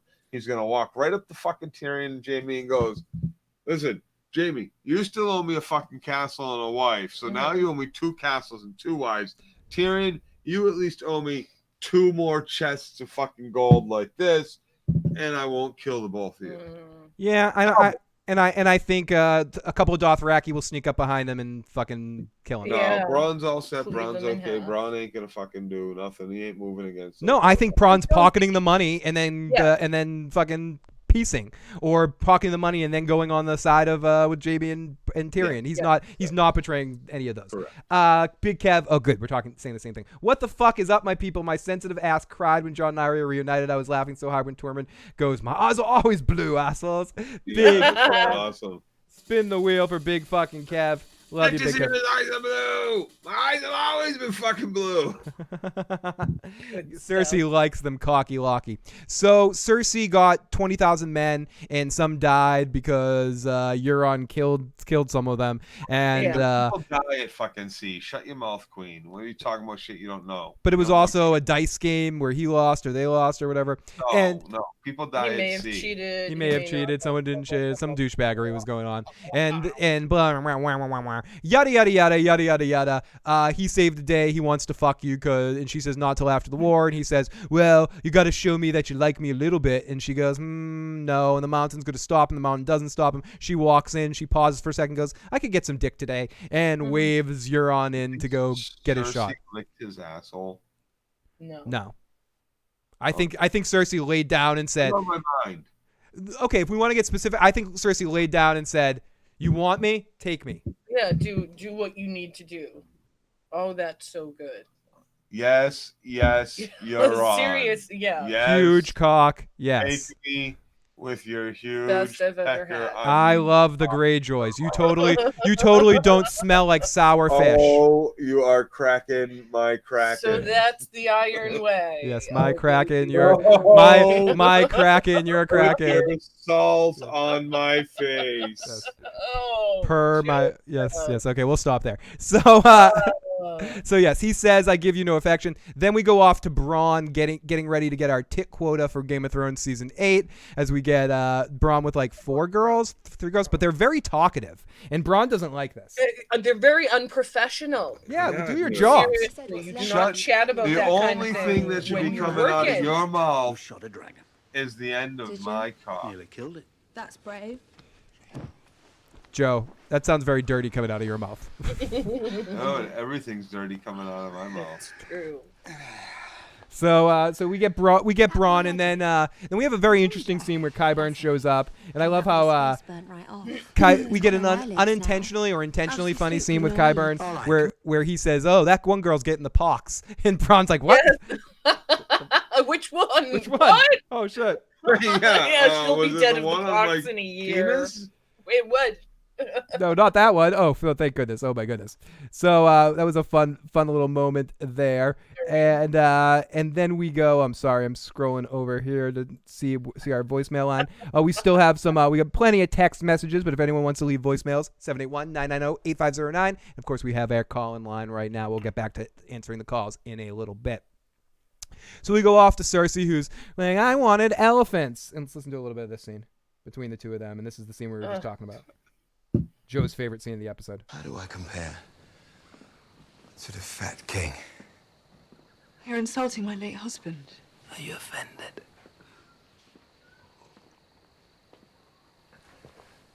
Robert had a different whore every night. But he still didn't know his way around a woman's body. And a Kingslayer? Joe's going to go to the bathroom during this scene. Yep. You enjoy risking your neck, don't you? Life is boring. You know. So yeah, she doesn't even answer. She doesn't even entertain the question, Katie, because the Kingslayer lives. We get sick here and twisted, and while Joe's away, we'll yada yada past it. But Cersei and Jaime know each other's body. As sick as that sounds, they've been in the womb together their whole life. There's a sense of familiarity with that, with the two of them. Well, they're making love also. Yes. For all intents and purposes. There's love-ish things going on. Sibling, twin. Yeah. Lover, love. Yeah, and birthing babies like Joffrey, that proves incest is fucked up, but whatever. we'll move on a little bit here. Marcella was perfect. Yeah, perfect, and so was Tom. And Tommen was such a beautiful little boy, and we'll say Sir Pounce was another one of their kids. So.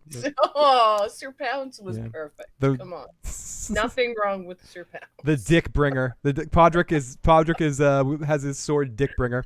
Holy shit, Vanessa! Just because she loves us. Thank you so much. Oh my goodness. Spinning the wheel for you, Vanessa. And it keeps landing on drinks, so we're drinking. We're getting drunk. So here we go. We time for some action as Theon and his SEAL Team 6, as people said in the live chat, comes in. Yes, proud moment. Yeah. Proud moment. Yeah, and Theon saves Yara pretty easily, and she gives him a little fucking headbutt, and Theon's down, and they part on good terms. Theon heads back to Winterfell to be part of the battle. Nothing more to really say here. Do we see Yara again, do you think? I don't think so. I really don't think so. Yeah. I think she's off to the Iron Islands, and we're done with her. And I mean, unless we have some reason to go to the Iron Islands. Yeah, I mean, she did say that thing about if all else fails, we know the White Walkers can't get to the Iron Islands. Yeah. I'm not saying that's going to happen, but at least that was put out there to. It's left open. It's so maybe, I mean, if we're to think that everything that's said this season has some sort of intrinsic meaning, then maybe that's a hint of things to come later. But I tend to agree with you. I think that's the last time we see Yara, at least until maybe, I think maybe for the whole series. So let's continue here. Bye bye Yara. Then we get the three comedy duo of we got Varys, Tyrion, and of course my favorite. I'm no big city lawyer, but I'm Davos, and I kind of think, if I think to myself about the North are a stubborn folk. I think, I see. Yeah, God dang that Northern peoples, Katie. Now, me, I'm Davos. I'm no big city lawyer, but I kind of think if the Northern king and the Southern queen got a little married, that would solve the problem, Back in my day, because I'm an old man, we're all old men here, even you, Tyrion. I'm no big city lawyer, but I must say I'm Davos, and I'll be blah, blah, blah, blah, blah, blah. So, all joking aside, we totally did have a Davos moment where he goes all, I'm no big city lawyer. Absolutely. It's what he does. The Davos big lawyer moment. Yeah. Oh, big which city one? lawyer He moment. he slicked up. Yeah, he's like, I joke about that a lot. People could think I'm kidding, but I'm not. Davos has these Columbo, I'm no big city lawyer moments. He's like, shucks, I think the Dragon Queen should marry this wolf boy, and I think it would be happiness. But we're all old. Yeah. Speak for yourself. No, Tyrion, you're getting a little long in the tooth too, buddy. No more backflips and shit like that. But yes, I'm sorry, everybody. I hope we have plenty of Davos moments for the rest of the season. Thank you. Davos is awesome. He is. No taking away from Davos. I love it. I love that. I love that we at least got. It was almost in this episode that everybody that was in it got to have their one moment to be their character. We had a few moments of the Hound in there, being the Hound. Only fucking cunts build weapons like this or something. And then we have the Mountain having a couple of angry moments. We have Cersei having her moment. We have Euron wearing guy liner and acting like a tool. We have Theon nutting up and doing something good for once, and Yara beating the shit out of him and ending on good terms. We solved that problem. We have Jon having a bunch of Jon moments, mugging for the camera, and actually being happy, and so many Dany moments, so many Sansa stink eye moments. Arya, no Arya killing anybody, but we got to see Arya Stark again in this episode, not a mask that nobody's putting on. Arya was birthed again in essentially seeing Jon and Gendry, two people that are connected to the more joyful part of her personality that she didn't necessarily get with Sansa. And the Hound. Yes. And the Hound too, yeah. It's all those parts to kind of connect to different parts of her that she wouldn't necessarily get from Sansa and Bran, who have a little bit of a different relationship with them. What do you say to her? Like, oh, you're still a cunt. That's why you're still alive. Something to that effect. I think I have the audio of it. We'll play it in a little bit. Sweet. So we get this like I'm no big city lawyer, and people said someone said they didn't get this scene. The point of the I'm no big city lawyer, I think, is just for what they use the Davos character to state the obvious. He's like Andrea Zuckerman on 90210. Oh, did you hear? Brenda and Dylan are in a fight again. And like someone needs to say that shit out loud to like kind of like put it out there in the world. And he did it last season too with Jon and when he was walking up to talk to Missandei. Oh, what do you think of her? I've noticed you looking at her, haha, because there was really no chemistry between the two of them last season. So Davos had to point out that, oh yeah, they're attracted to each other. But I love Davos. He's amazing. Okay, so then we get to Dany, and this is the scene I was talking about before, where Dany says, "Jon, your sister doesn't like me. Jon, you got to do something about your sister. You know, she doesn't have to like me, but I'm the queen, and she needs to respect me, and she needs to cut this out, or I'm gonna burn her to death. You better watch out, or I'm gonna fucking burn her." And fire. And suddenly, I don't like her. My dragons don't like her. Yeah, I don't think Drogon likes her either. And Drogon's hungry. Drogon's really hungry. And at first, Jon's like, I don't really want to do that. But then she breaks out the dragon seduction. Yeah. Oh, she totally. Preview of this. She's whispering to Rhaegal. She's like, no, Rhaegal, look at Jon. He's gonna be nervous at first, but if you grab him right on the cock, you twist that little thing. Oh, he's gonna fall right into it. He's gonna right up there. He'll get right on top of you and ride that back. He'll ride the dragon. Oh, no one rides the dragon better than Jon. Trust me, Rick. Trust me, Trust me, little guy. You're gonna be just as happy. You're gonna be happy you weren't the one that went to the Night King. There's no cold riding with Jon Snow. Oh no, he's warm. He's all about the warmth. What the first dragon you rode bent the knee. The second dragon. Yeah. Oh my goodness. It happens. Oh my goodness. We got so many voicemails. We got some good stuff. So let me get through this episode. We're getting close to the end of the episode, and then we're gonna tap over to the voicemails and the open the phone line, or keep the phone line open, and keep going to the live motherfucking chat. You guys are amazing tonight, keeping the live chat pumping. Our super chat donations have been off the wall tonight. You guys are incredible. It's so much fun to be able to come out here and do this silliness with you guys. It's going to do it every week this season. We got 5 more weeks of Game of Thrones, and it's going to be just a shit ton of fun. We hope you guys can always join us every week, and if you haven't already, hit that subscribe button, share the channel with a friend. If you're having a good time, bring someone back next week with you and help build us up here. And you can leave voicemails 24 hours a day, 7 days a week at 781-990-8509. We do a midweek feedback show, so join us for that and ask your questions. Leave them in the comment section of this video, or call on in, or you can also email me at igotissuesman@gmail.com. Okay, enough of that crap. And I just realized that my overlay has a picture of Euron because I was using this in the Euron podcast that Joe and I were doing, but no, that's not intentional. So let me get back to this one, which is a television, or and Joe has the Greyjoy sigil on his on your overlay too, Joe. So Let's go back over. Whoops. They're our favorites. I'm We gonna love the Greyjoy. So back to Dany. So Jon, I'm totally gonna burn your sister if she doesn't like it. Oh my god. Sorry. Yeah. Sorry, Joe. And I gave myself Lannister one. Sorry. Whatever. Oh, the Kraken's overlay. You got I the see Krakens. it Yeah. now. So Dany says, and right as they kind of get cut off by I drew that Kraken picture. it was really cool too. Yes. And you can look below us. I believe it will be available. A picture that Joe drew of Jon Snow and a dragon that you can get a T-shirt of. I was able to cut out the background, so you can check that out.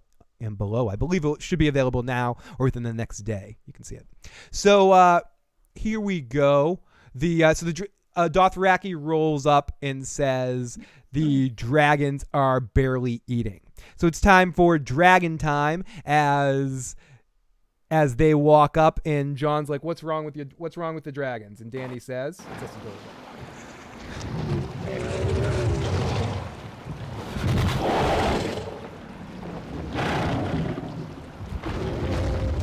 Oh wow, that's fucking good, dude.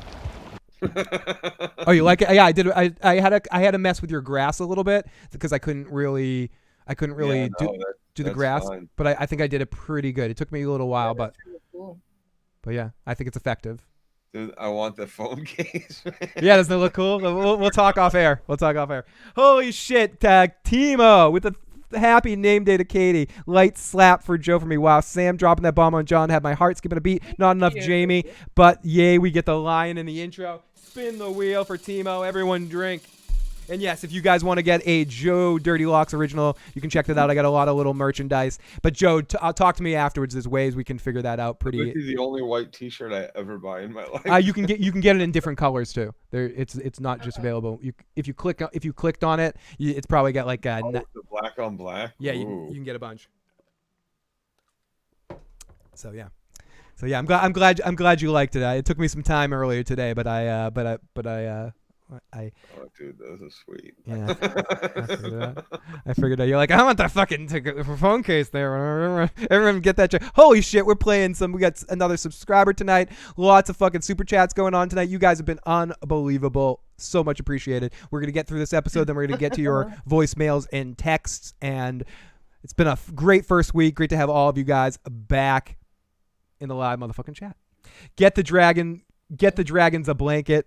They do. They need a blanket up here. They need to be. They need to feel good. So time for the dragons. Dany, they quip jokes back and forth. We have a sort of comical scene between the two of them as Jon tries to get back in the dragon.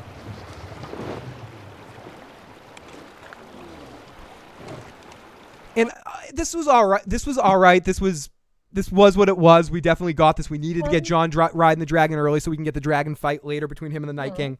We got Jon riding the dragon. Jon riding a dragon. I'm not poo-pooing this. But someone asked the question earlier, and I want to revisit it. The thought that Daenerys, it's almost mundane to Daenerys. It's a joke to her. Yeah. So she accepts that her dragon likes Jon. She's just like, yeah, my dragon likes Jon. Turn on for her. She loves it. She loves it. So, I mean, we were joking about this. It's a turn on, but she's not thinking much about it, you think, right? She's not thinking. She's all about it. No. Not in a sexy way, but I mean in the way that Jon might be a Targaryen. You think it's entering her mind? That's what I mean. That he might be family. That I think, if anything, she's thinking that this means it's destiny that we met and came together at this point. Yeah. I don't think it's at all entering her head that he has Targaryen blood. Steph Snow says, Phil, it was cheese. Come on, cheese. I tell you, Dragon Storm Jackets. It took 8 seasons, but I'm actually liking Sansa now. Better late than never. Play to win. Jon falling off like a Goofy in a Disney movie. It was like cheesy comedy. They could have put sound effects. I know someone's gonna do that. They're gonna sync up those parts to Jon falling to some like comedy, like doink doink. Boop, boop, boop, boop, boop, boop, boop. It has to be done. Yeah, it does have to be done. It does have to be done. But I do have to. It's your pick. Oh, it was your pick, Timo. You landed on your pick, which was drink. So we're all drinking. Oh, what did she write there? Timo?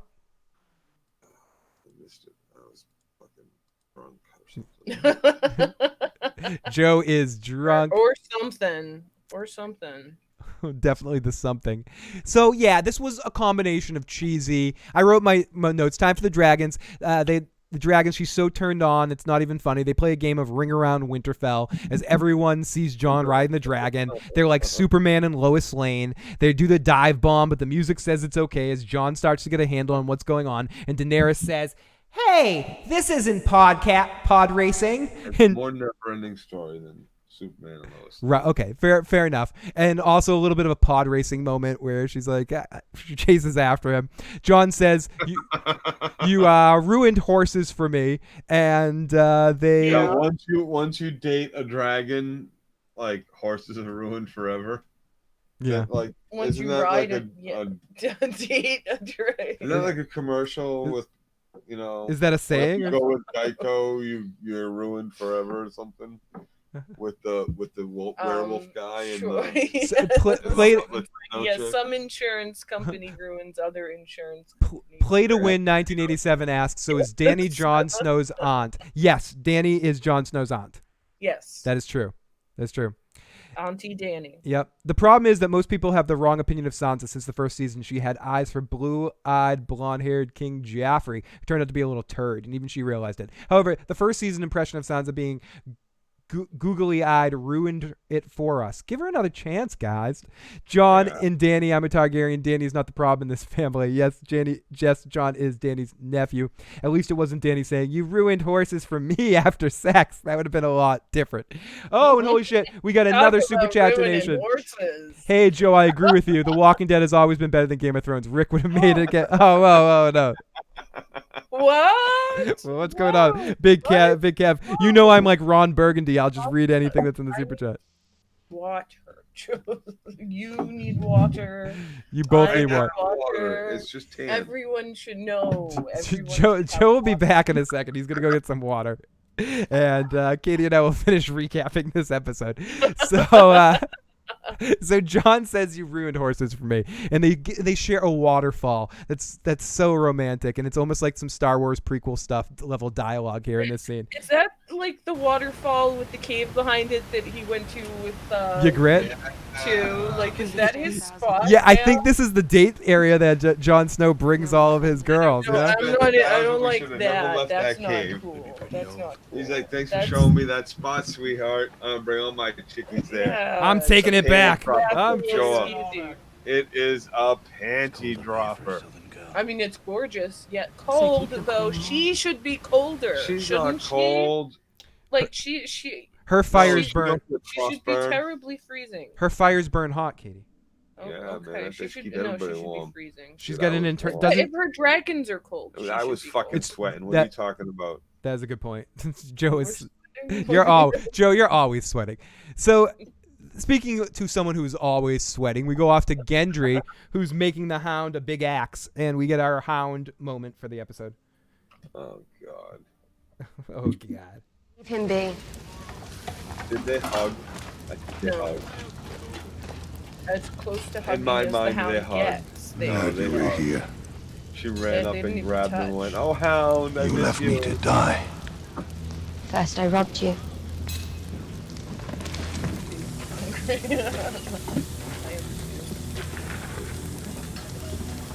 I See Fury says you're thinking of the Hula commercial where Hula ruins regular TV. That's the one. Okay, Fury. right. Yep. You're a cold little bitch, aren't you? Dude, hobo. Yes, you're a cold little bitch, aren't you? Guess that's why you're still alive. Why you're still alive. That's like, you could play like romantic music along with that. You could play like kill him, and then suddenly this song plays in the background. Buddies. Yeah, because Don't have to worry, get your shit, buddy. I mean, they're like they're total shit buddies. They were for a while. They were shit buddies. They were total shit buddies for a while. That's something that you don't forget. And yeah, you celebrate when you see each other again. You're lucky when you find by yourself. saying you're a cool bitch. Yeah. You're lucky when you find yourself a good shit buddy. It is true. Especially if they're a cold bitch. He knows how to survive. Especially if you're a cold bitch. Okay, the That's the kind of shit buddy I look for. The dragon ride was so Disney. In fact, Disney will be taking over their Soarin' ride and putting Game of Thrones dragons on it, so you can too ride the back of. No, I'm kidding. I don't know. I wouldn't be surprised though. So then we go off to another person that. We go off to, I was going to do something about taking a ride on Gendry, but we go over to Gendry, who's taking the Hound for a ride, and Arya and him face off. He gets an axe, a dragonstone axe, which is a dragon glass axe, which is pretty fucking cool. So then we go to our Sansa and Jon conversation. I want to play all of this because these last couple of conversations here, I'm going to play the longer clips, and then we're going to talk a little bit about it. This is the Jon and Sansa conversation. And let's listen to this. Lord Glover wishes us good fortune, but he's staying in Deepwood Mont with his men. House Glover will stand behind House Stark. How would? Have for 1,000 years. Isn't that what he said? I will stand behind Jon Snow, he said.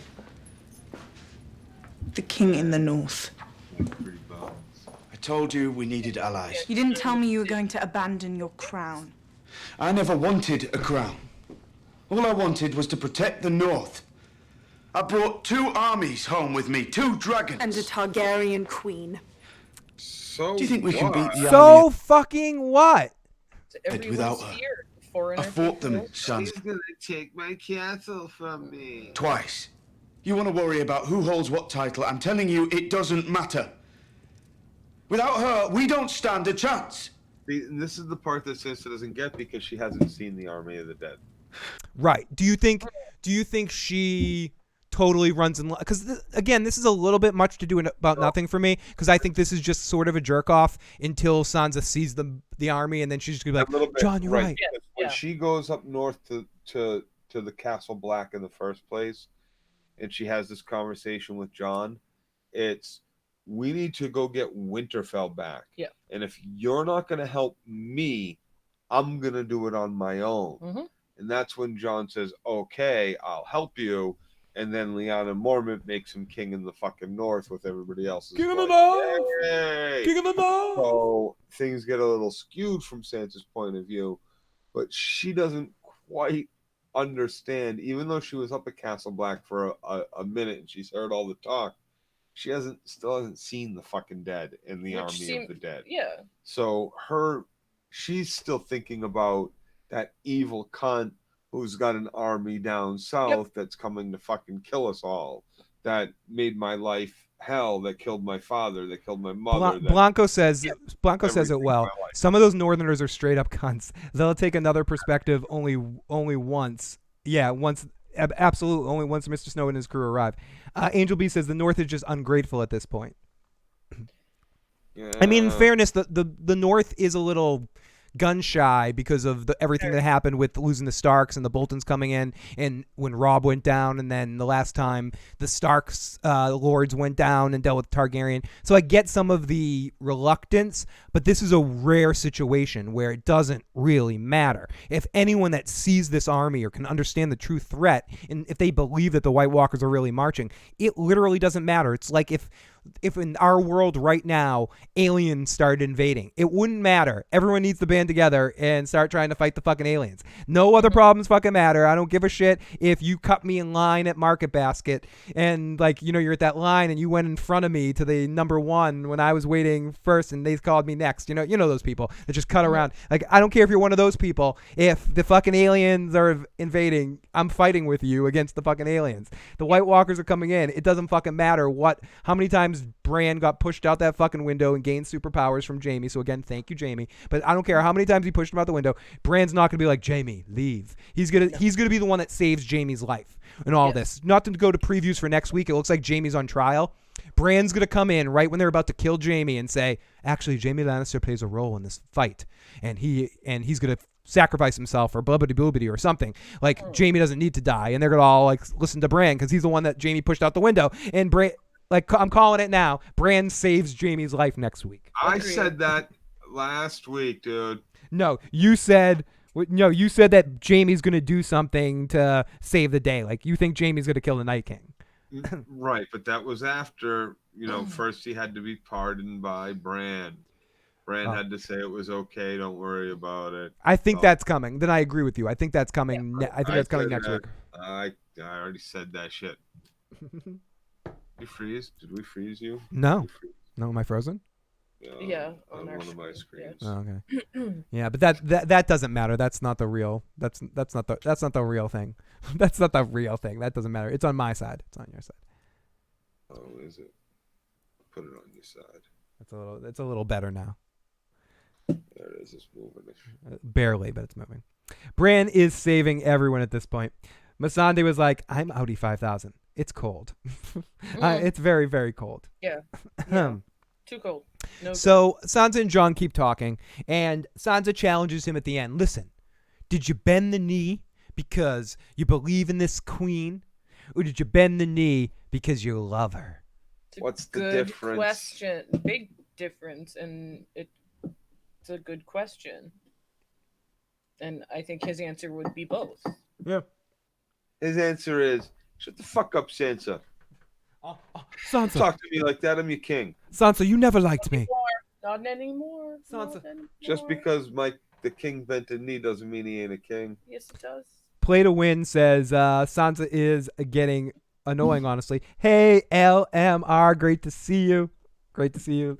And great to see you. And I don't think I will ever sleep again right now. Hey, Phil, you're describing Independence Day. Yes, I was thinking about Mars. I was thinking about Mars Attack, but it would Independence Day would fly as well. Mars Attack is a superior movie to it. Same movie. It is, but I think it's better executed because it has a better tone to it. Takes itself way less seriously. There's no Happy 4th of July. Happy 4th of July, Daddy. But whatever. That's a different. Such an underrated movie, actually. Mars Attack. Really Yes, it's cheesy as shit, but it's very funny. Bombed. It's hilarious. It bombed in the theaters and reviews. Yeah, Jack Nicholson is hilarious. Is extremely funny in it. Okay, so then we go to after the Jon and Sansa scene. We go to I'm so craven. Oh, it's Sam. Hi, everybody. I'm Sam. Oh, is Daenerys here? Oh, Daenerys. So Sam, who is so cute, and he's just like, "Oh, hi," and let's listen to see how accurate I am. So you're the man? Which man am I, Your Grace? The one who saved Ser Jorah when no one else could? They could. They just wouldn't. I'll have to make some changes in the Citadel when I take my throne. A great service merits a great reward. Oh, it's my honor to serve you, Your Grace. Well, there must be something I could give you. If it's not too much trouble, The dead father and dead brother. I could use a pardon. Perfect. For what crime? I borrowed a few books from the Citadel. Borrowed? Also a sword. From the Citadel? From my family. Oh, don't worry. They won't It's be been in House Tarly for generations, so it would have been mine get- anyway we'll get there. eventually. But my father had... Daddy. other Oh, ideas. your daddy. Oh. Oh, wait. Wait, Not Randall Tarly. wait, is your daddy Randall Tarly? You know him? Oh, you know him? You dated him? Womp. Womp. Awkward. I offered to let him retain his lands and titles if he bent the knee. Oh, and he did?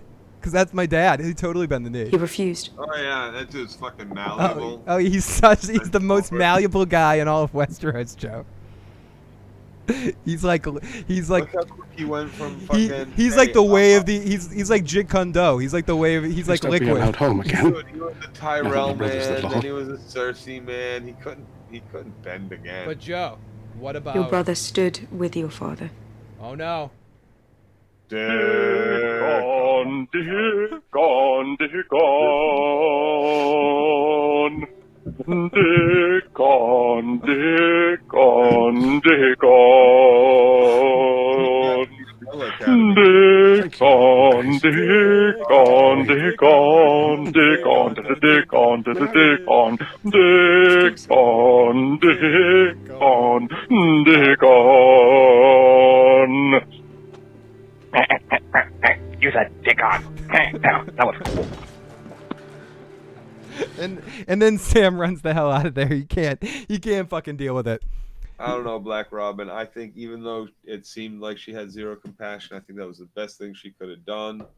She was strong. She was firm. She was straight out. She told the truth. She was honest. She was upfront. Boom. Let him fucking have it. Yeah, sure, it hurt, but just like Bran, fucking suck it up, bitch. Get the fuck down there. Tell Jon he's a Targaryen. He's fucking his aunt. You don't get to cry. And that's basically what he does. And sorry, I'm doing some shit in the live chat right now, banging this shit up. The live chat for, man, they're so good to us. I know. I'm adding a few extra mods in the live chat right now. Someone is gonna super chat. Oh, there it is, broke. You did it. That's why I'm not buying the Danny's Funko Pop. You manifested that to happen. Thank you, broke. For the live fucking chat was spinning that wheel. Dick on. Excuse me, my. Oh, Cat of Saturn says, "Excuse me, my name is Rickon, not Dickon. Rickon should have zigzagged right, Dickon left, right. My super chat, Dreamland. I knew I was playing it later in the show, so I had to do that. I couldn't not play a little bit of whenever you got a mention in this episode, I'm like, oh no, it has to. I'm not sure who the Dickon is. If you're ever listening again, whoever our Dickon recorder is, I owe you royalties somewhere because I played this song so many times. Oh my goodness.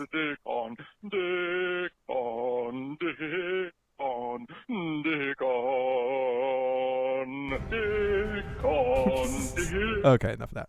So Bran talks. He finds out, he cries out, and then Bran bumps into Sam out here and talks to him. So let's listen to a few seconds of this.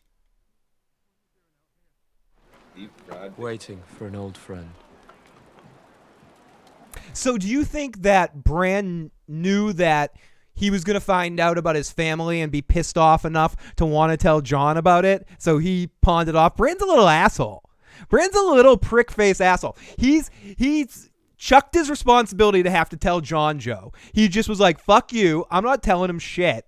I'm going to make Sam do it. And I know Sam's going to get into this whole thing with Daenerys and be pissed off at Daenerys enough to go there and tell him to tell him that it's his fucking aunt. Because I don't want to have to do it.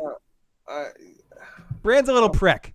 Charlie's upset, but he's not fucking heartbroken about this shit.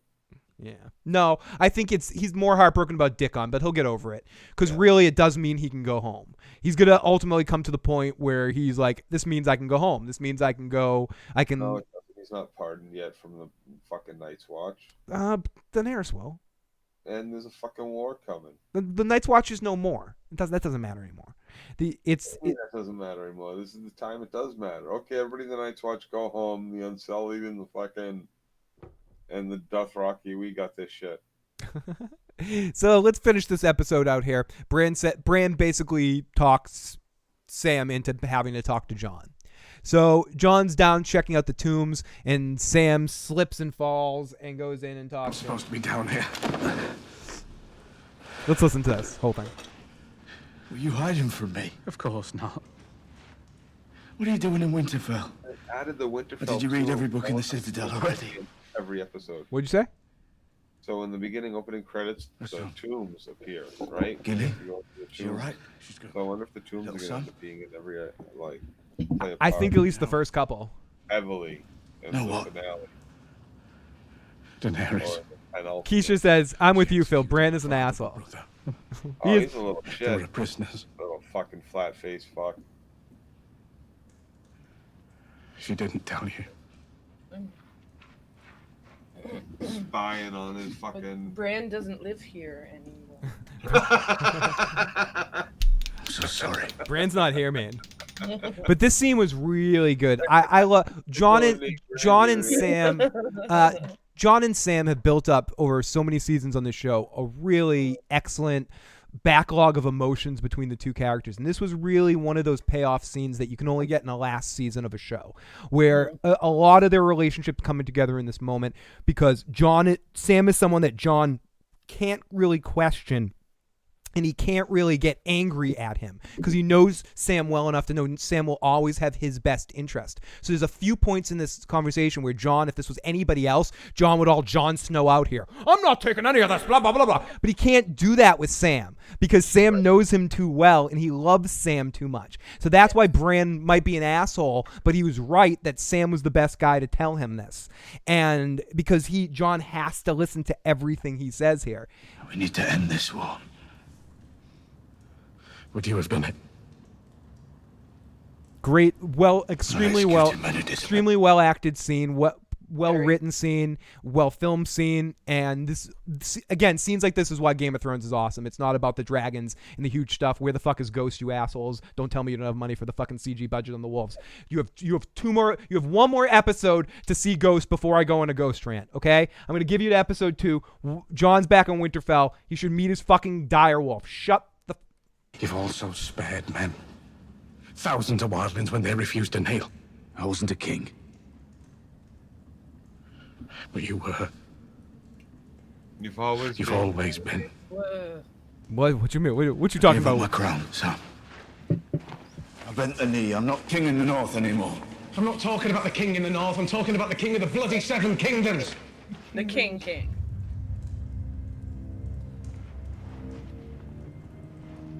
Love the music kicking in, like the little. Bran and I worked it out. I had a High Septon's diary. Bran had whatever Bran has. Well said. Someone said in the chat. Your mother possessed was Lyanna Stark. Crow. And your father, your real father, was Rhaegar Targaryen. You've never been a bastard. You are Aegon Targaryen, true heir to the Iron Throne.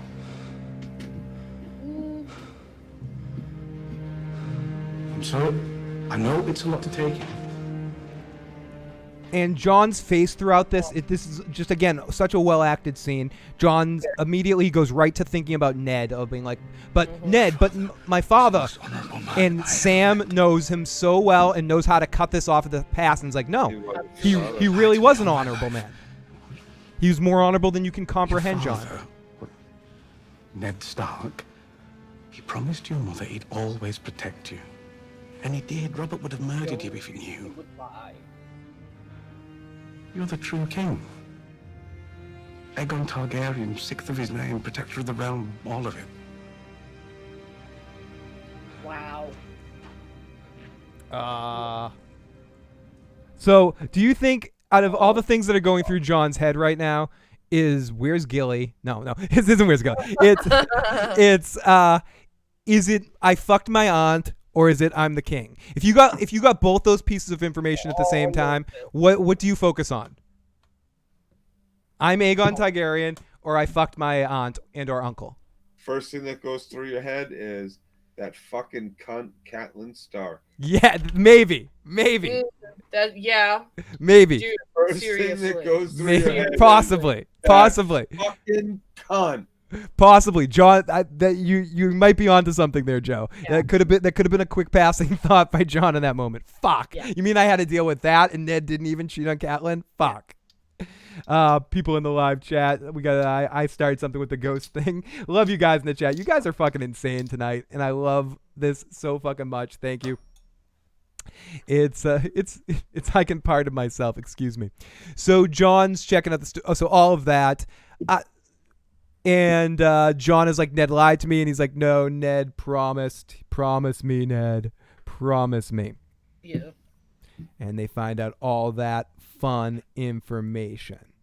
So let me go back over to, sorry, I'm just scrolling through our voicemails. Oh, cool. We got a bunch of voicemails and a bunch of texts to get to here. They sent me to the fucking wall, that fucking gun. Yeah, exactly. They sent me to the wall. They all knew what the fucking wall was. Ned, You're gonna love it. Love it. Ned let me go to the wall. Oh my goodness. Yeah. So yes, Dany is Jon's aunt. Right. Snickers. I didn't even trust Catelyn with that. No, it makes it more real if Catelyn hates the little fucking baby. Yeah. And I mean, I guess Ned could never tell Catelyn that. That's what.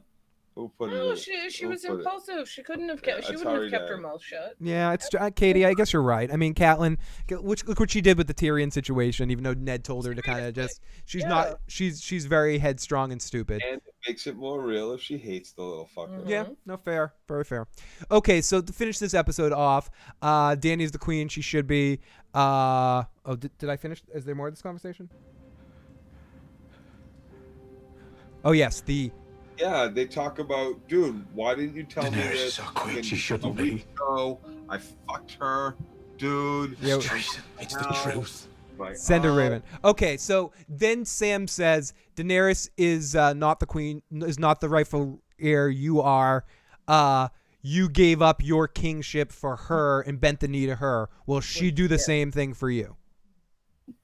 Would Daenerys do the same thing? Will Daenerys give up? When this information comes out, will Daenerys handle this well? Or is she going to go all Daenerys on him? Who says it's coming out? I think it's coming out. I think Jon will not. You think Jon keeps this to himself? Come in. I never think the world will change. I'm coming out a Targaryen. I think the world should know. I think I'm Jon Snow. Yeah. I'm with you, Joe. But if I had the music, I'd keep going. But that's beside the point. Sorry, Katie. It's okay. It's 12:30. It's 12:30.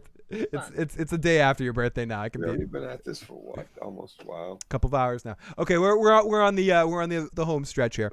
So the end of the episode here, we get Tormund and Beric, who are moving swiftly in the night, trying to escape. We hear something, and it's Dolores Ed, who is like, kill him, he's got blue eyes. And then Tormund's like, my eyes are blue. One of the lines of the episode.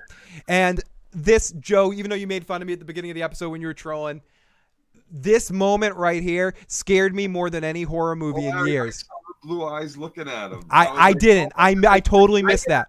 I missed that because I was looking down, taking notes, and I was like looking up and down, and I was like totally paying attention to the scene in the front. They did the chuck and jive. They distracted me. They did like the 3-card Monty on me. I wasn't paying attention to what was going on. Dude, he's dead. He's not burned. You burn, you're dead. You burn, you're dead. It fucked with me, dude. It fucked with me, and it scared me. I went crazy, and then they lit it up like a firework on the 4th of July, and it spun around like a pinwheel. And Dolores Ed and all them, they had already seen it. They had brought them back to it. Like they were like, yeah, we saw somebody over there on the wall. Then there's some. Wait. We got to talk about that pinwheel shit. What the fuck was the pinwheel made out of? It looked like lobster shells. Legs and body parts? I thought it was body parts. Orange. What? Orange? Fuck am I? Are you wasn't that drunk, dude? No. Were you having like some flashbacks or something? It looked like stroke, maybe a stroke, partial stroke. Why am I thinking? Go to the hospital. But no, I don't know. Like to me, I'd have to rewatch it. I wasn't paying attention to what it was made out of. I thought it looked like body parts, but I could be wrong. Yeah. I'm pretty sure it was body parts. Yeah. It was giant lobster parts. It was giant. It was lobstercules shellfish parts. Made of. It was lobstercules. Ario said. Lobstercules was the first to die with the Umber boy. It was made of Zoidberg. It was made of pieces of Zoidberg. Zoidbergs and lobsters. The pinwheels were arms and legs, says Song. Someone else said it was body parts. Ario says it was made of limbs. Kraken arms, the arms and legs as well. I thought it was legs. People in the live chat. So that's we got that. Kraken shit. So the end of our episode, we hear some wonderful music. A hero arrives at Winterfell. Cloaked. He exits. The hero of the night. The hero this world needs. Morale, I was so excited. Oh, if only. Oh no! The one, the only, the. I thought it was Stannis. I was like, see, no! They didn't kill him on screen. It was Stannis. Nope. It's better than Stannis. It's better than anybody. It is Jaime Lannister returning to Winterfell to cap off this episode, and he's looking around, enjoying the moment of being back in Winterfell for the first time in many period of times. He looks around, and you know who he sees? Hi, Jamie? Eye to eye. What's going on, Jamie? Is that my little boy? Like, is that my little like boy Bran, over again, there? Bran is an asshole. He might not be Bran, but he's conscious in this world. Waiting for an old friend. He's How waiting long for you been sitting out there a day and a half. Oh, that just connected, Joe. That just connected to me that he was talking about Jamie because I'm sitting. He was just because I thought when Bran said that, this is just where I was wrong, and I thought he was hinting that he was waiting for Sam, meaning he was waiting for Jon's good friend to go talk to him. But no, he said that because he was waiting for Jamie. Wait, for Jamie. I love it. I love it. Fucking yes, dude. Best Bran line of the world ever. That was the best Bran line ever. And Jaime Lannister marches into Winterfell. It looks fucking cool as shit. And this is going to be awesome. This is going to be awesome. His energy is going to pep things up.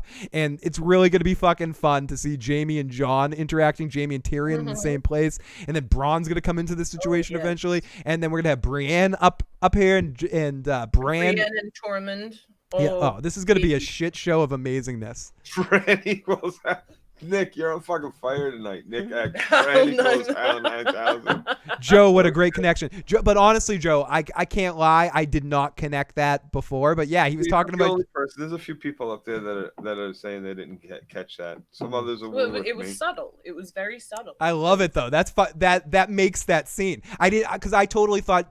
Again, I'll repeat. I totally thought Bran was talking about Sam and Jon in that moment, not talking about. I'm sitting here. I'm sitting here waiting for Jaime Lannister.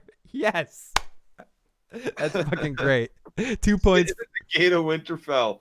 Like the Futurama, the dog waiting for fucking Fry to come home. Oh, the saddest episode ever. Yeah. And there we go. And Tom having fun trolling everybody. Mr. Branderson. Mr. Branderson. Yes, I love Bran telling Danny we don't have time for you this shit. Yeah, Jamie stopped at the hairdresser and got his hair done, and hair dyed. They all did. Previews of next week, Jamie. Yeah, previews of next week. Jamie looks like he's on trial. I will be doing a podcast by myself at some point this week talking about the trailer for next week, and also I will be on for a feedback show with a guest. Possibly a good friend of the show, and the Walking David I think will be with me this week or next week possibly. I have to talk to David and figure out what works best. We got a couple of awesome guests lined up for the feedback show this season, so make sure you always get your questions in and leave them in the comment section of this video for the feedback show. You can also email me at igotissuesman@gmail.com or leave a voicemail or a text at 781-990-8509. Do you guys have... Most importantly, next week when you come back to watch next Sunday's episode, you bring a friend. Oh yes, definitely bring a friend. Somewhere else watching because you love us so much. You want them to experience their own migraine headache. Yep. No, I hear you, Tom. So here we go. You guys want to take a couple of voicemails? Yeah. Sure. Okay. So should we? Let's see. Jay's been on hold for I think an hour, so let's let's take Jay's call first. What's going on, caller? Wait, he's not on the air yet. Wouldn't that be great if he was waiting all this time and then he just gets disconnected?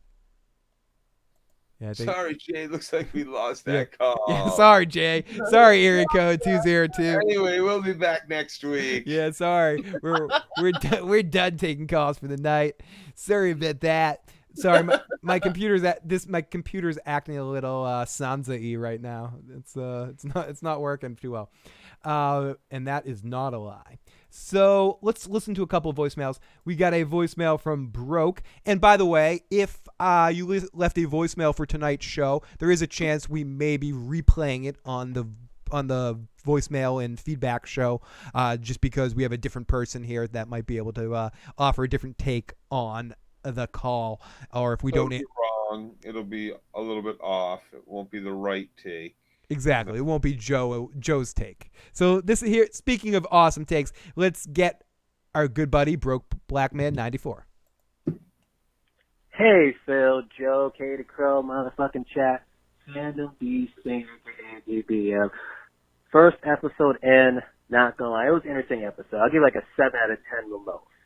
It wasn't that great for me to give it like anything else higher than that, honestly. Because it's mainly just, your setup for its episode back into Game of Thrones. I know a lot of people's expectations are pretty much, destroyed, because I've been listening to a lot of live streams, and they were hyping this up to the point where it's like, it's granted, it's justifiable. We're waiting for like over 500 damn days. But at the same time, it's like, damn, really?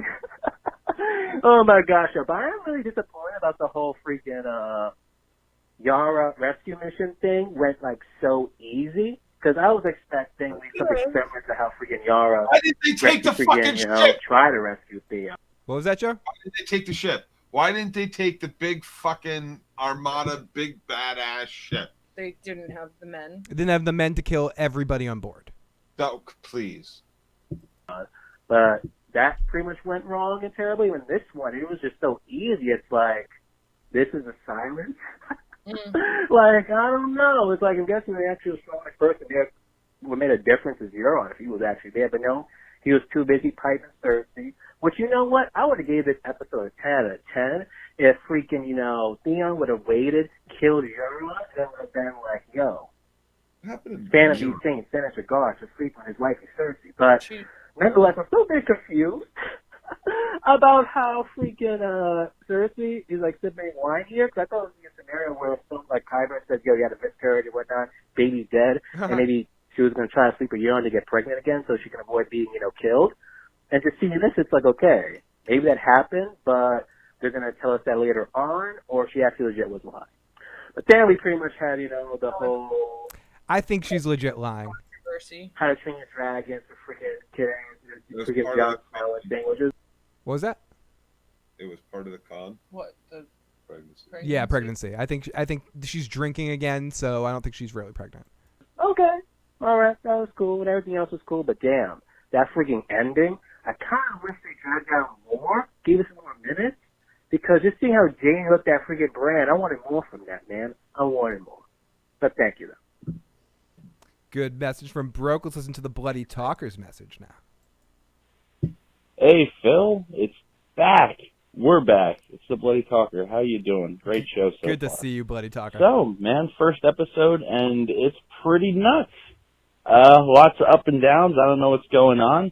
We had a little magic carpet ride with Jon and Daenerys. I thought a whole new world was going to start breaking out. Yeah, Tyrion kind of doing something interesting, but then not really. We had a whole reunion scene.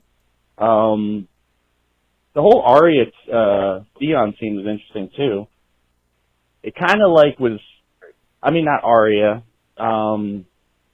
Yara. I keep wanting to call her Asha, but Yara basically asked Theon, "Are you a Greyjoy or are you a Stark?" And he told her, "I'm a Stark," and she's like, "Okay, well I guess I love you anyway. Now fuck off."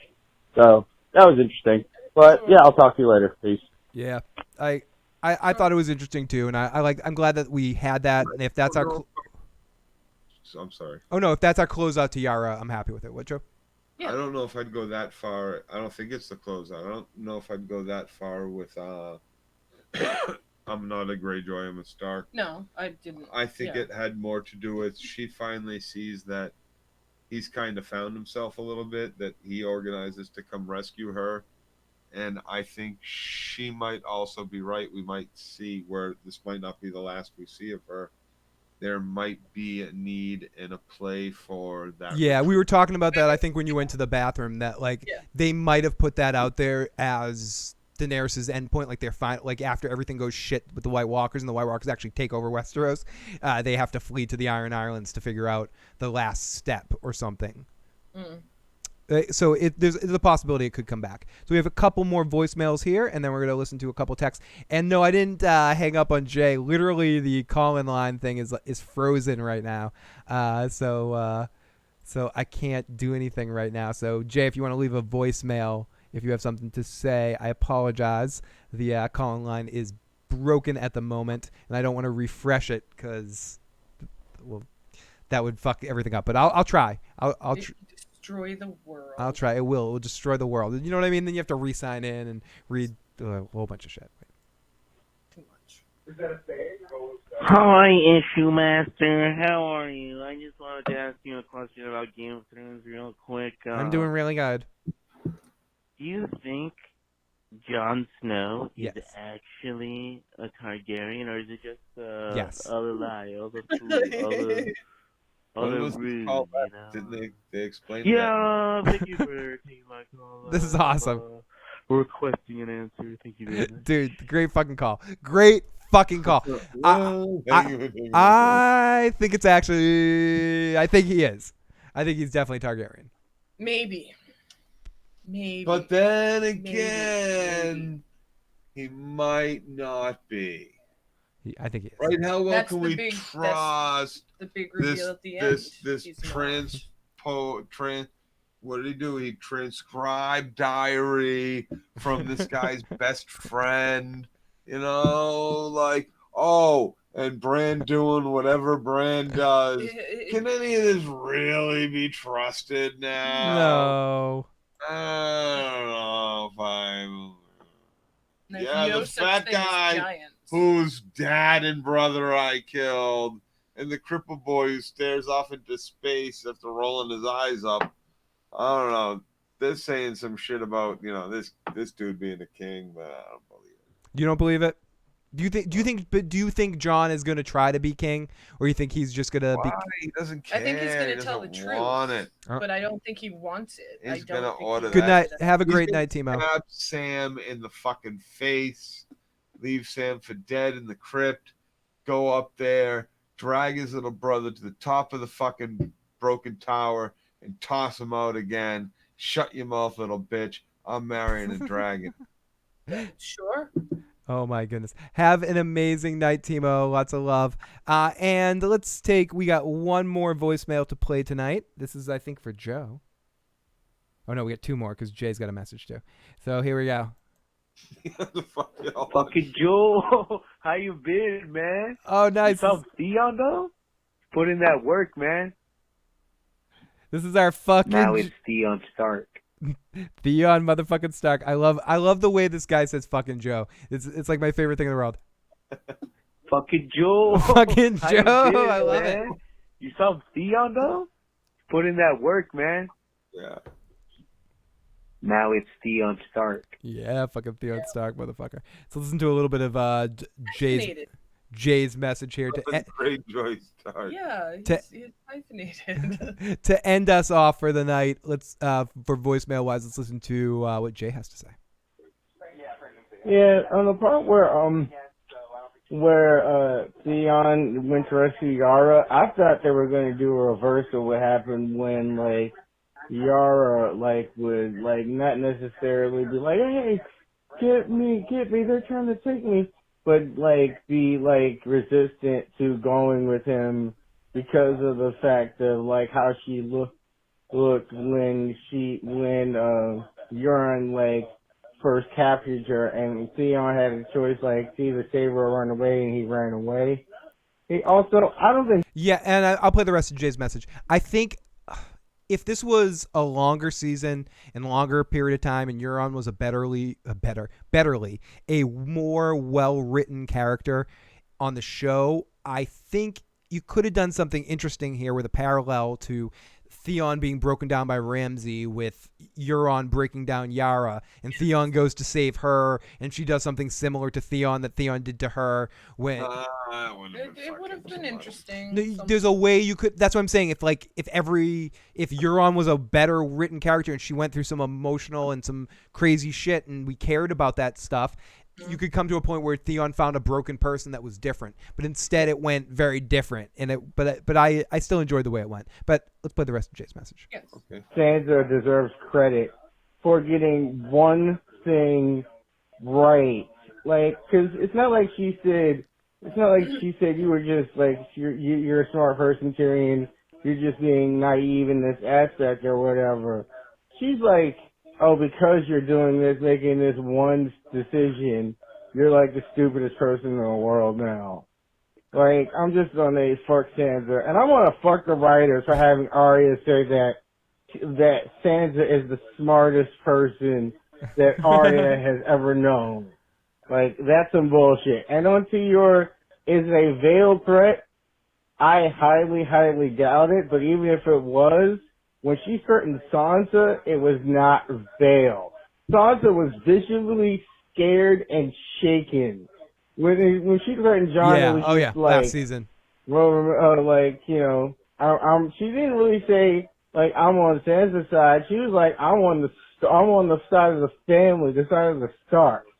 And that means Jon too. Even if you go through his actual blood, heritage, he is Leon, he is a Stark. Yeah, he's Ned's sister's son. Yeah, he's So Sansa's to me, cousin. It's if it really came to pass, and Arya had to choose, I think she's choosing Jon over Sansa.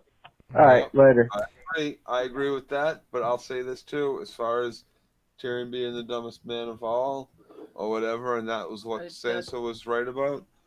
You got to remember, that's not what she said at all. But sorry. Well, to paraphrase. To completely change it. Isn't that what paraphrase means? Sure. But I think that back into season 3. Don't stop a drunk person, Katie. Back in season 3. I should know better. At some point, I don't know, someone's beating Sansa, ripping clothes off her or some shit. And Tyrion's like, whoa. You're gonna get your eyes plucked out by Arya in a couple seasons. We'll talk about you later. He's walking Sansa out the main room, and you know, he's like, tell me, do you still want to be married to Joffrey? And she's like, I love him so much, and you are all the biggest, beautiful lions I've ever seen, and can't I just lick the gold balls off your ass? Oh my god. And Tyrion That's turns a quote. around and it's like, you know what? She might just survive us all. Let's go. I want to keep some of these texts. We have a bunch of texts. We have like a bunch of texts. I want to keep some of these texts for the feedback show, but let me read some of them. I'll take a couple here. I hope you and Joe got your drinking pants on for tonight. I swear the Lord of Light, there's more than 5 minutes total of Gilly for this episode. Yeah, we did. We both did. Big Kev said tonight, 1 hour to go. Big Kev, let's see what he has to say here. Yeah, Big Kev. Here we go. Someone said, love your idea about Ghost finding Nymeria. Missed you all. Awesome episode. We got, I want the White Walkers to win because they're the White Walkers. Thumbs up. OTDA. Is Tyrion and Davos beef in the work? I think both of them are chill enough people to get over the issues that they have. Yes. Agreed. I think the most we're gonna hear of everything is, oh, last time I was here, big city lawyer each other. Yeah, maybe out monologue each other. Right? No, let me monologue convince fight. you. Yeah, you do. You be Tyrion, Joe. I'll be Davos. Thank you, Tyrion. No, sorry. Oh yeah, I wouldn't know what to do to be Tyrion. No, we're ending things anyway. Grizz, thank you for checking us out and sticking with us tonight. Passing out, seeing Phil, Joe, and Katie together was just as good as watching Game of Thrones tonight. Have a good one. We got 5 more of these fucking things. It's going to be a lot of fun to finish up this season. Fandom Desane. I want to start repping your new handle of your channel. Fandom D Saint in the live motherfucking chat. For starters, this is my older brother's card. I don't donate past $1.99. Use this money to buy a Ghost Funko Pop. Lastly, what was my first spin? Your first spin landed on... Oh, yes, it did, Broke. I remember. It landed on review of your choice. So message me privately, Broke, and I will do a review of your choice. Spin the wheel. Joe needs to go to bed. He does. We're wrapping things up here. Just flipping through a couple of voicemails, and then we'll do some pubs and call it a night. This voice.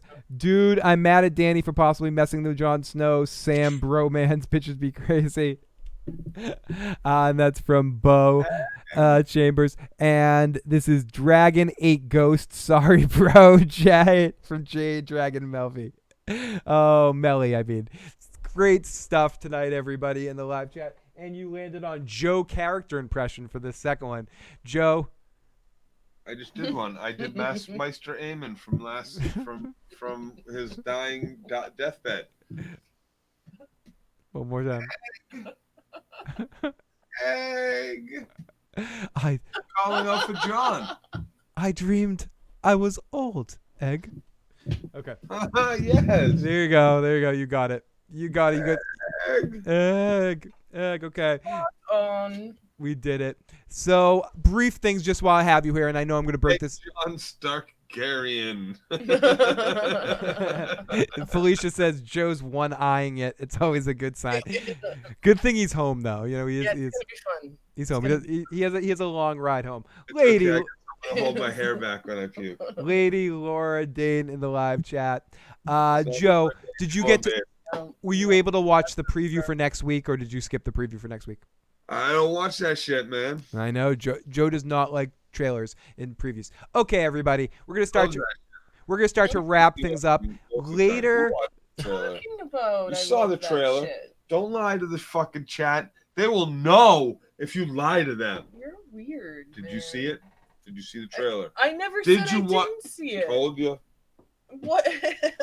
Are you trying to do a few good men moment with her? He's trying something, but I don't think he knows where she's had a few good men, all right.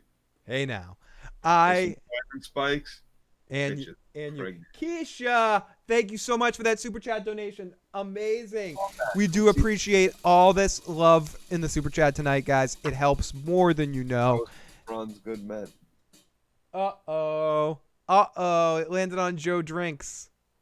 Joe just finished his drinks. Okay, so Joe owes you a drink. Joe's got a drink. Joe's drunk. Well, we're ending. Joe drank the water. Vodka. Yeah, pure vodka. Keisha, Joe owes you a drink next week.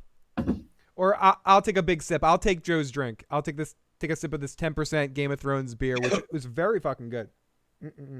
Just think about Dick on as you're drinking that. Oh, this is a good thing. We got someone in the live chat watching from the motherfucking Philippines. Holy shit. Great to have you in the live chat. Everyone, pop in the live chat if you're still with us. Pop on in where you're generally. You can be as vague as you want to be. You can be like calling from Earth, calling from Australia. But you can make it up. Pop in the chat where you're calling from. Parts unknown if you're shy.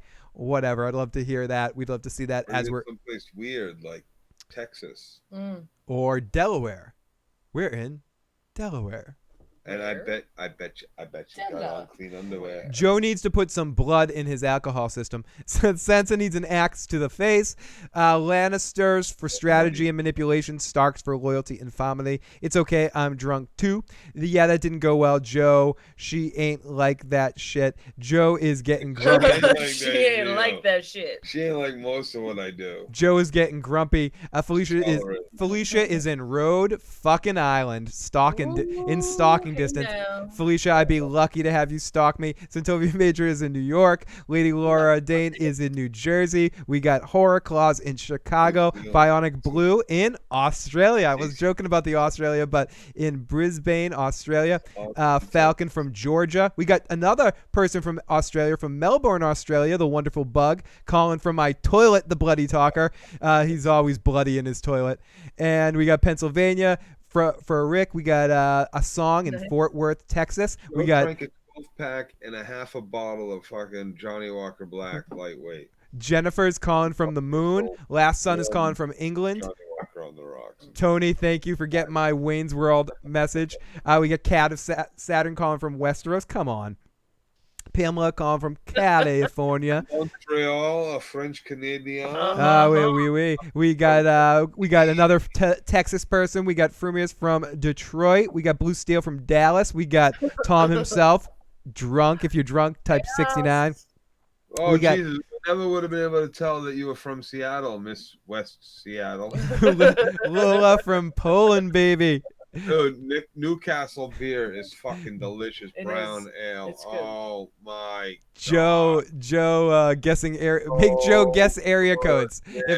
Everyone, if you want to play a game here, keep Joe on the air a little longer. Start throwing out area codes to Joe. Dude, I got them all. I know all the area codes. Okay. I know all. We're gonna take it. We're gonna take three. If people have questions in the live chat, New Mexico area code All 984. of New Mexico. we're gonna take 3 more questions from the live chat. If anyone has questions, 3 more questions. It's just a big area, there's not a lot of numbers there. So Not 984. Not 90 seconds. 90 seconds. Let's see. So we got a couple questions. Katie Crow, I love. Area code in Newcastle, England is different. They use 4 numbers. Their area code. Santovio loves the look you just gave Joe. Yeah. Felicia says area code 401, Joe. Area code 401 what? You want to know where that is? Yes. You want to know where 401 is? Yeah, that's the game, asshole. Oh, dude. Okay, right. Answer it. Game what? Bench Vegas, baby. No, wrong. It's wrong. It's somewhere in Rhode Island. It's somewhere in Rhode Island. Area code 718. Ooh. 718. That's, dude, that's the number that keeps calling my fucking phone, telling me about insurance and RRS. 718. 718. Where the telemarketers. Yeah, that's the mother. 718. Because it looks like 781. Joe, 610. Yeah, these are fake. These aren't real, man. 666. Dude, 361. I know 361. That's Texas. Okay, good. You know that one. Good. 201s. Okay. A state so small they only have 1 area code. Why do you hate Sansa? I don't hate Sansa. She just makes stupid mistakes. Everybody hates that bitch. She's a redhead. Well. Fucking ginger, man. Okay. Ginger Minge. Okay, Fritz 8675309. Phil, do I like side anal? Giving or receiving? Where's Brienne? Brienne's somewhere at Winterfell. We'll see her next week. She'll be there, yeah. Fuck Tom. 773 Joe. 1776. Lots of numbers out there. Phil, 773-1986 is too many for an area code. 232-215-860 10 11 12. The numbers, man. The numbers are crazy, man. KC Kit. Look at KC, man. I was right, man. I think they're. I proved it. I proved my point. I think they're just making up numbers now. I'm They guessing. were for a little bit, but KC's was a Texas number. I told you that. Okay, It was right. even a broke clock's gonna be right a couple of days today. Joe, I thought you changed your opinion on Sansa recently. I did, man. I did. Just because I hate that fucking ginger little snapshot fucking twat bag, don't mean that she hasn't been, spot on doing the right thing. What? I know that made no sense. Yeah, I don't know where you're going with that. That seemed like just an excuse to say It was just to be vulgar. Vulgar, Just dude. to be vulgar. That was really Joe. capable Joe, here, that was right? really reductive and FCCs. Yeah. That was reductive and vulgar, dude. What the hell's up with that, man? There's no FC squared here, man. No, definitely not. That Definitely not. shit. It's late in the podcast. Like if anyone's made it this far, they probably Johnny Walker Black Talk's coming out. yeah, right? exactly. They're probably with the progression of this drug. And surprised you're still talking almost 3 hours. No, what are we? Almost 3 hours in. But I'll be lucky that when I get up, I don't fall right the fuck over. Yeah. That's why we're keeping you up. It's like one of those things. Like if you keep running, you keep doing it. But no, Aria says poor Katie. Start of the episode. Not poor Katie yet.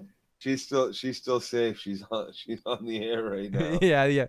When that light goes off, that's when it Katie starts. Cat of Saturn says Joe rant. We had a few Joe rants earlier in the episode. You can scroll back for that. It's Katie's like no Joe rants right now, please. I We need prefer to the get him to shower. bed soon. I prefer the shower. I'll drown in the tub. The shower. Joe's gonna drown in the tub. Put my lower half on the bathroom floor, my top half in the shower. That's an excellent visual. Excellent visual. So, okay, last question of the night. Bran avoids the crypts to keep the Night King out due to breaking of the magic.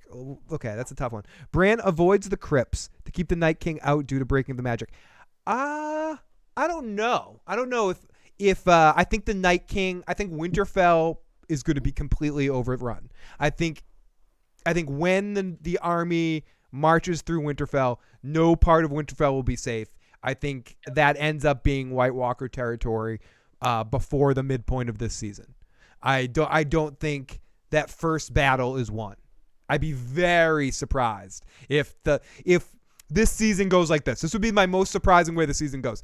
Episode 2 is the build up for the battle, which it seems like, and episode 3 will be the battle with the White Walkers finally getting to Winterfell.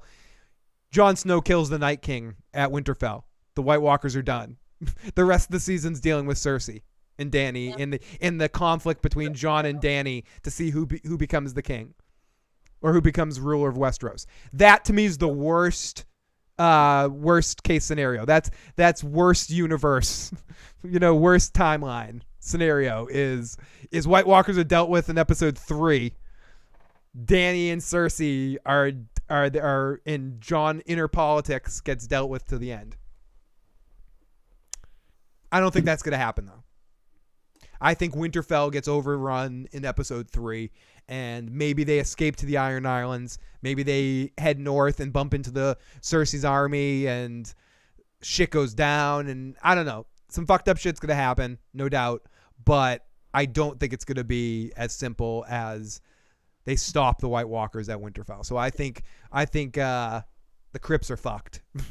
I think some fucked up shit's gonna happen in those crypts. Yes. Yep. Absolutely. Could Bran warg into the Night King? Is Bran the Night King?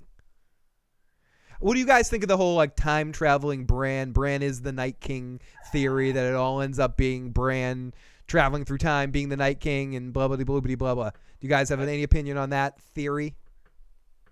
I don't buy it. You don't buy it. If it ended like that, if it ended up like Bran on a... If that was the case, then why didn't Bran just, all right, that's why I let him mark me outside the tree, bitches. Done. Do you think time travel will play a part in the story again? Nope. Okay. Interesting. Okay, Bran just looks like his face... he's high off his face. By now, here's the thing, right? Bran got a little taste of the wind that whispered in fucking Ned's ear with the yeah, right? And he turned around, all that, like, and everybody was like, "Oh, you could. The ink isn't dry. The ink isn't dry." Fuck that shit. You don't think that this little fuckface in between spying on Dany and Jon fucking on the boat and up there in the fucking waterfalls and reliving Sansa's rapes and all that shit, that little fucking perv. You don't think he's trying to yell out? Like, yeah, Ramsay, smack her on the ass. No, left hand. No, left hand. Right? Come my goodness. Come on, Johnny. Put 2 in the pink and 1 in the stick. Come on. Bring that little pervert. That little pervert's trying to make. Wait. Can we? I don't want to interrupt you. It ain't working. 2 in the pink, 1 in the stink. Is that what you said? What did you think? What did you? No, friends. You know that's what Brand's doing. What did you think? Well, what did it really fucking say? Tortured Joseph.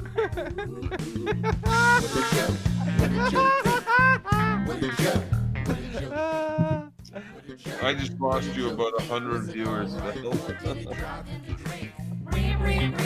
It's the end of the show. It's okay. So,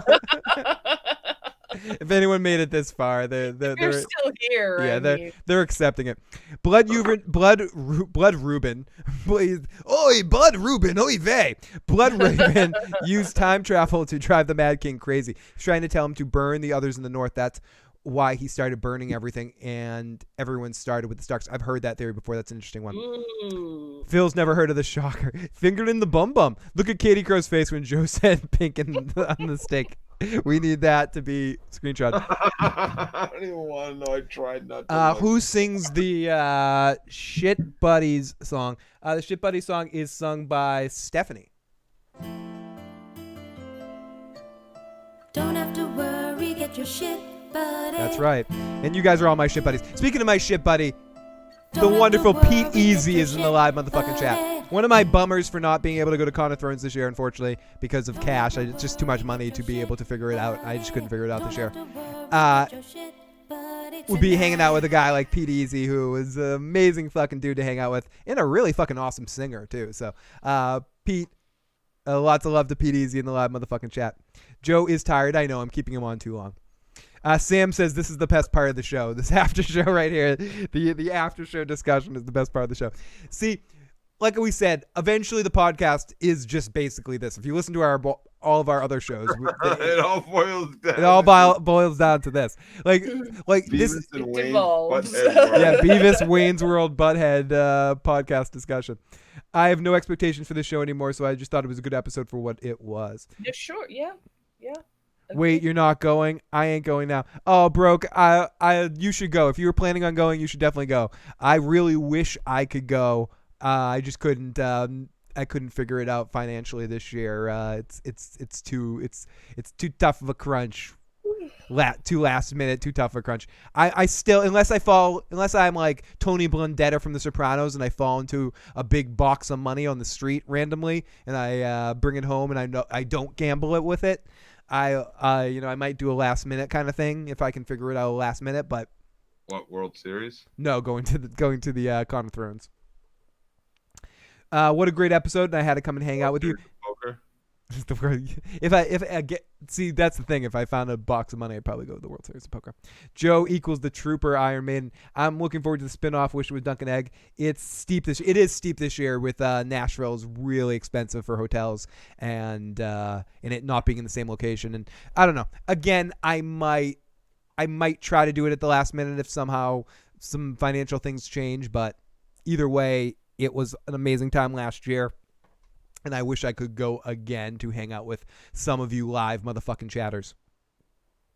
So, Phil, why not do it? Maybe. Talk to me about that off air. Send me a message. I guess I could try to do something like that. But anyways. So, everybody, thank you so much for tuning in this week. If you haven't already and you enjoyed this, please hit the like button and please hit the subscribe button. And if you're listening to the audio cast, please give us some iTunes ratings or some comments wherever your podcatcher catches this shit. Thank you so much for all of our super chat donators too. You guys have been incredible. This is not my last Game of Thrones podcast this week. Joe and Katie will be back next week or for the recap again, but I will also be doing 2 more shows theoretically this week. It's going to be a crazy week for me, but I'm going to try to be doing 2 different shows. I'll be doing a trailer breakdown either on Friday or tomorrow. I know it's like either Monday or Friday. That's weird. But either tomorrow or Friday where I just kind of just talk about the trailer and babble by myself a little bit about this episode after a second watch of it. And then later in the week, I'll be doing a feedback show. I think this week my guest will be The Walking David, but it might be somebody different and David's on a different week. It depends. It's flexible. I got a bunch of awesome guests lined up this week. Nick Hodges from History Buffs will be joining us this year on the feedback shows. Also Carmine, and he'll be bringing a friend as well to join us on one of our feedback shows. Carmine might pop on in on one of our recap shows as well before the end of the season to say hi to us. And also, we got a couple of other good friends, of course, some usual suspects joining us on the feedback shows. You can guess some of the other guests. And also, I'm going to have a couple of random friends that I've made along the way that are fans of Game of Thrones that have never done any podcasting that I think should be a lot of fun to get them on the air. One is my friend Emily, who is a improv comedian, and the other is my friend Derek, who is he fronts a band and he's a musician and also a little bit of an actor. So we're gonna have a lot of fun talking about some Game of Thrones this season. So we're gonna have some fun feedback shows and some other random casts coming up. Emily, was that her name? That was her name, wasn't it? What was that? Emily. Yeah.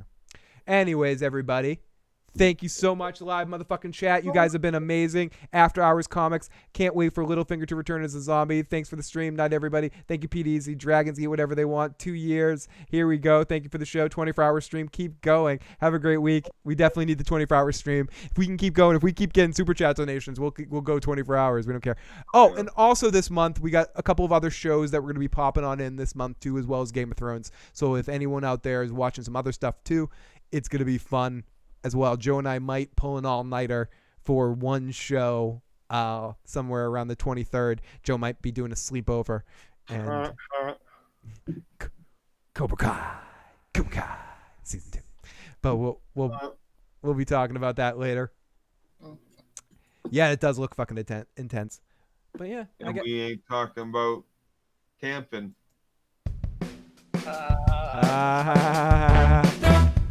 Thank you, everybody.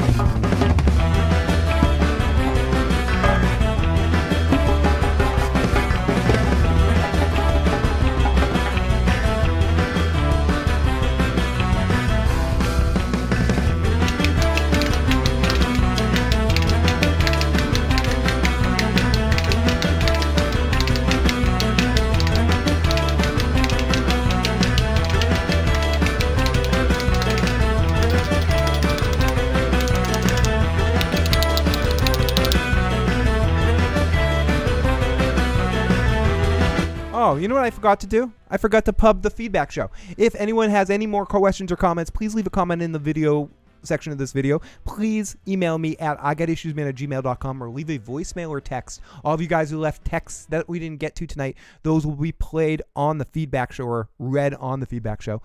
But you can call in 781-990-8509 24 hours a day, 7 days a week, and leave a message there. We'll also be taking some live calls in that feedback show as well. So hopefully some of you guys will be able to join us for that. That will be, burpee.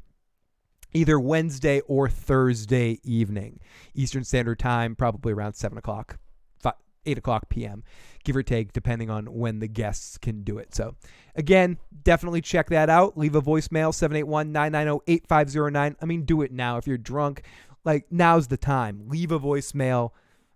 A question from me, and I believe The Walking David or somebody else. I'm not sure yet. We'll figure that out. It'll either be David this week or next week. But yes, leave us a voicemail and do that. I'm still on. Yeah, I'm still on. I'm doing it. Love you. Oh, no problem. You deserved it, Santovia. I should have given it to you a long time ago. Lots of love, everybody. Let me get to how do I shut the show off? I don't want this to end. This is a great day. We only have so many weeks of this, everybody. I can't wait to talk to you guys again and have a more crazy discussion, breaking down that trailer and talking a little bit more about this episode. So, been a great day, and thank you, everybody. Talk to you next time. Peace. Oh, you're back. Yeah, I'm back. You're back. Well, I haven't shut it off yet because I can't stop talking. This is it's gonna echo because I unplugged my Oh, headset. fine. Then unplug your fucking shit and go the fucking head. Okay, I'm gonna end this thing. I'm ending it. Fuck off, everybody. No, fuck off, Joe. And good night, good night, everybody. See, you almost made me say fuck off to everybody because I was trying to say fuck up to you, and I'm drunk. It's like 300 people you're saying fuck off to. Oh, really? All right. Oh my goodness.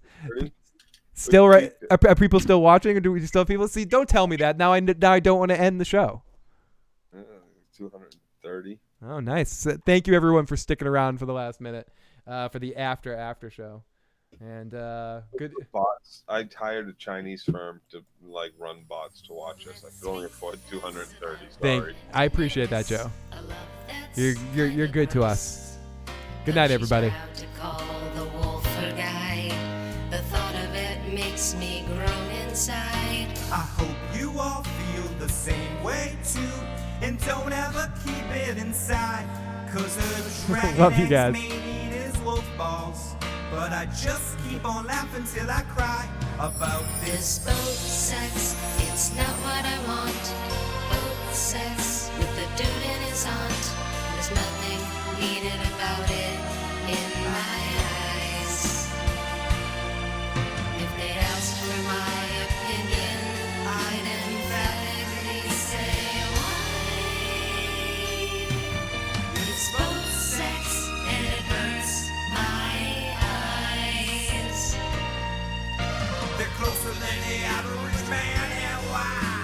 That's why her tattoo says Jon Snow knows everything. He likes to ride a dragon's bareback. He's the only Targaryen to be inside of her.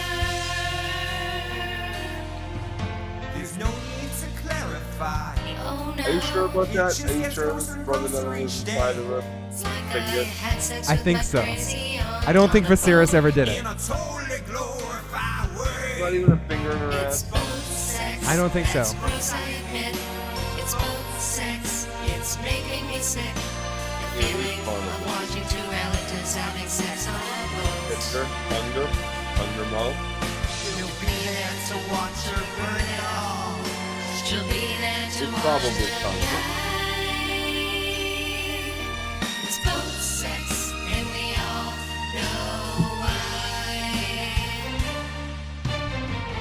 When I say I hate this crap, it's just what it implies. It's both sex. What's up with Joan fingering tonight?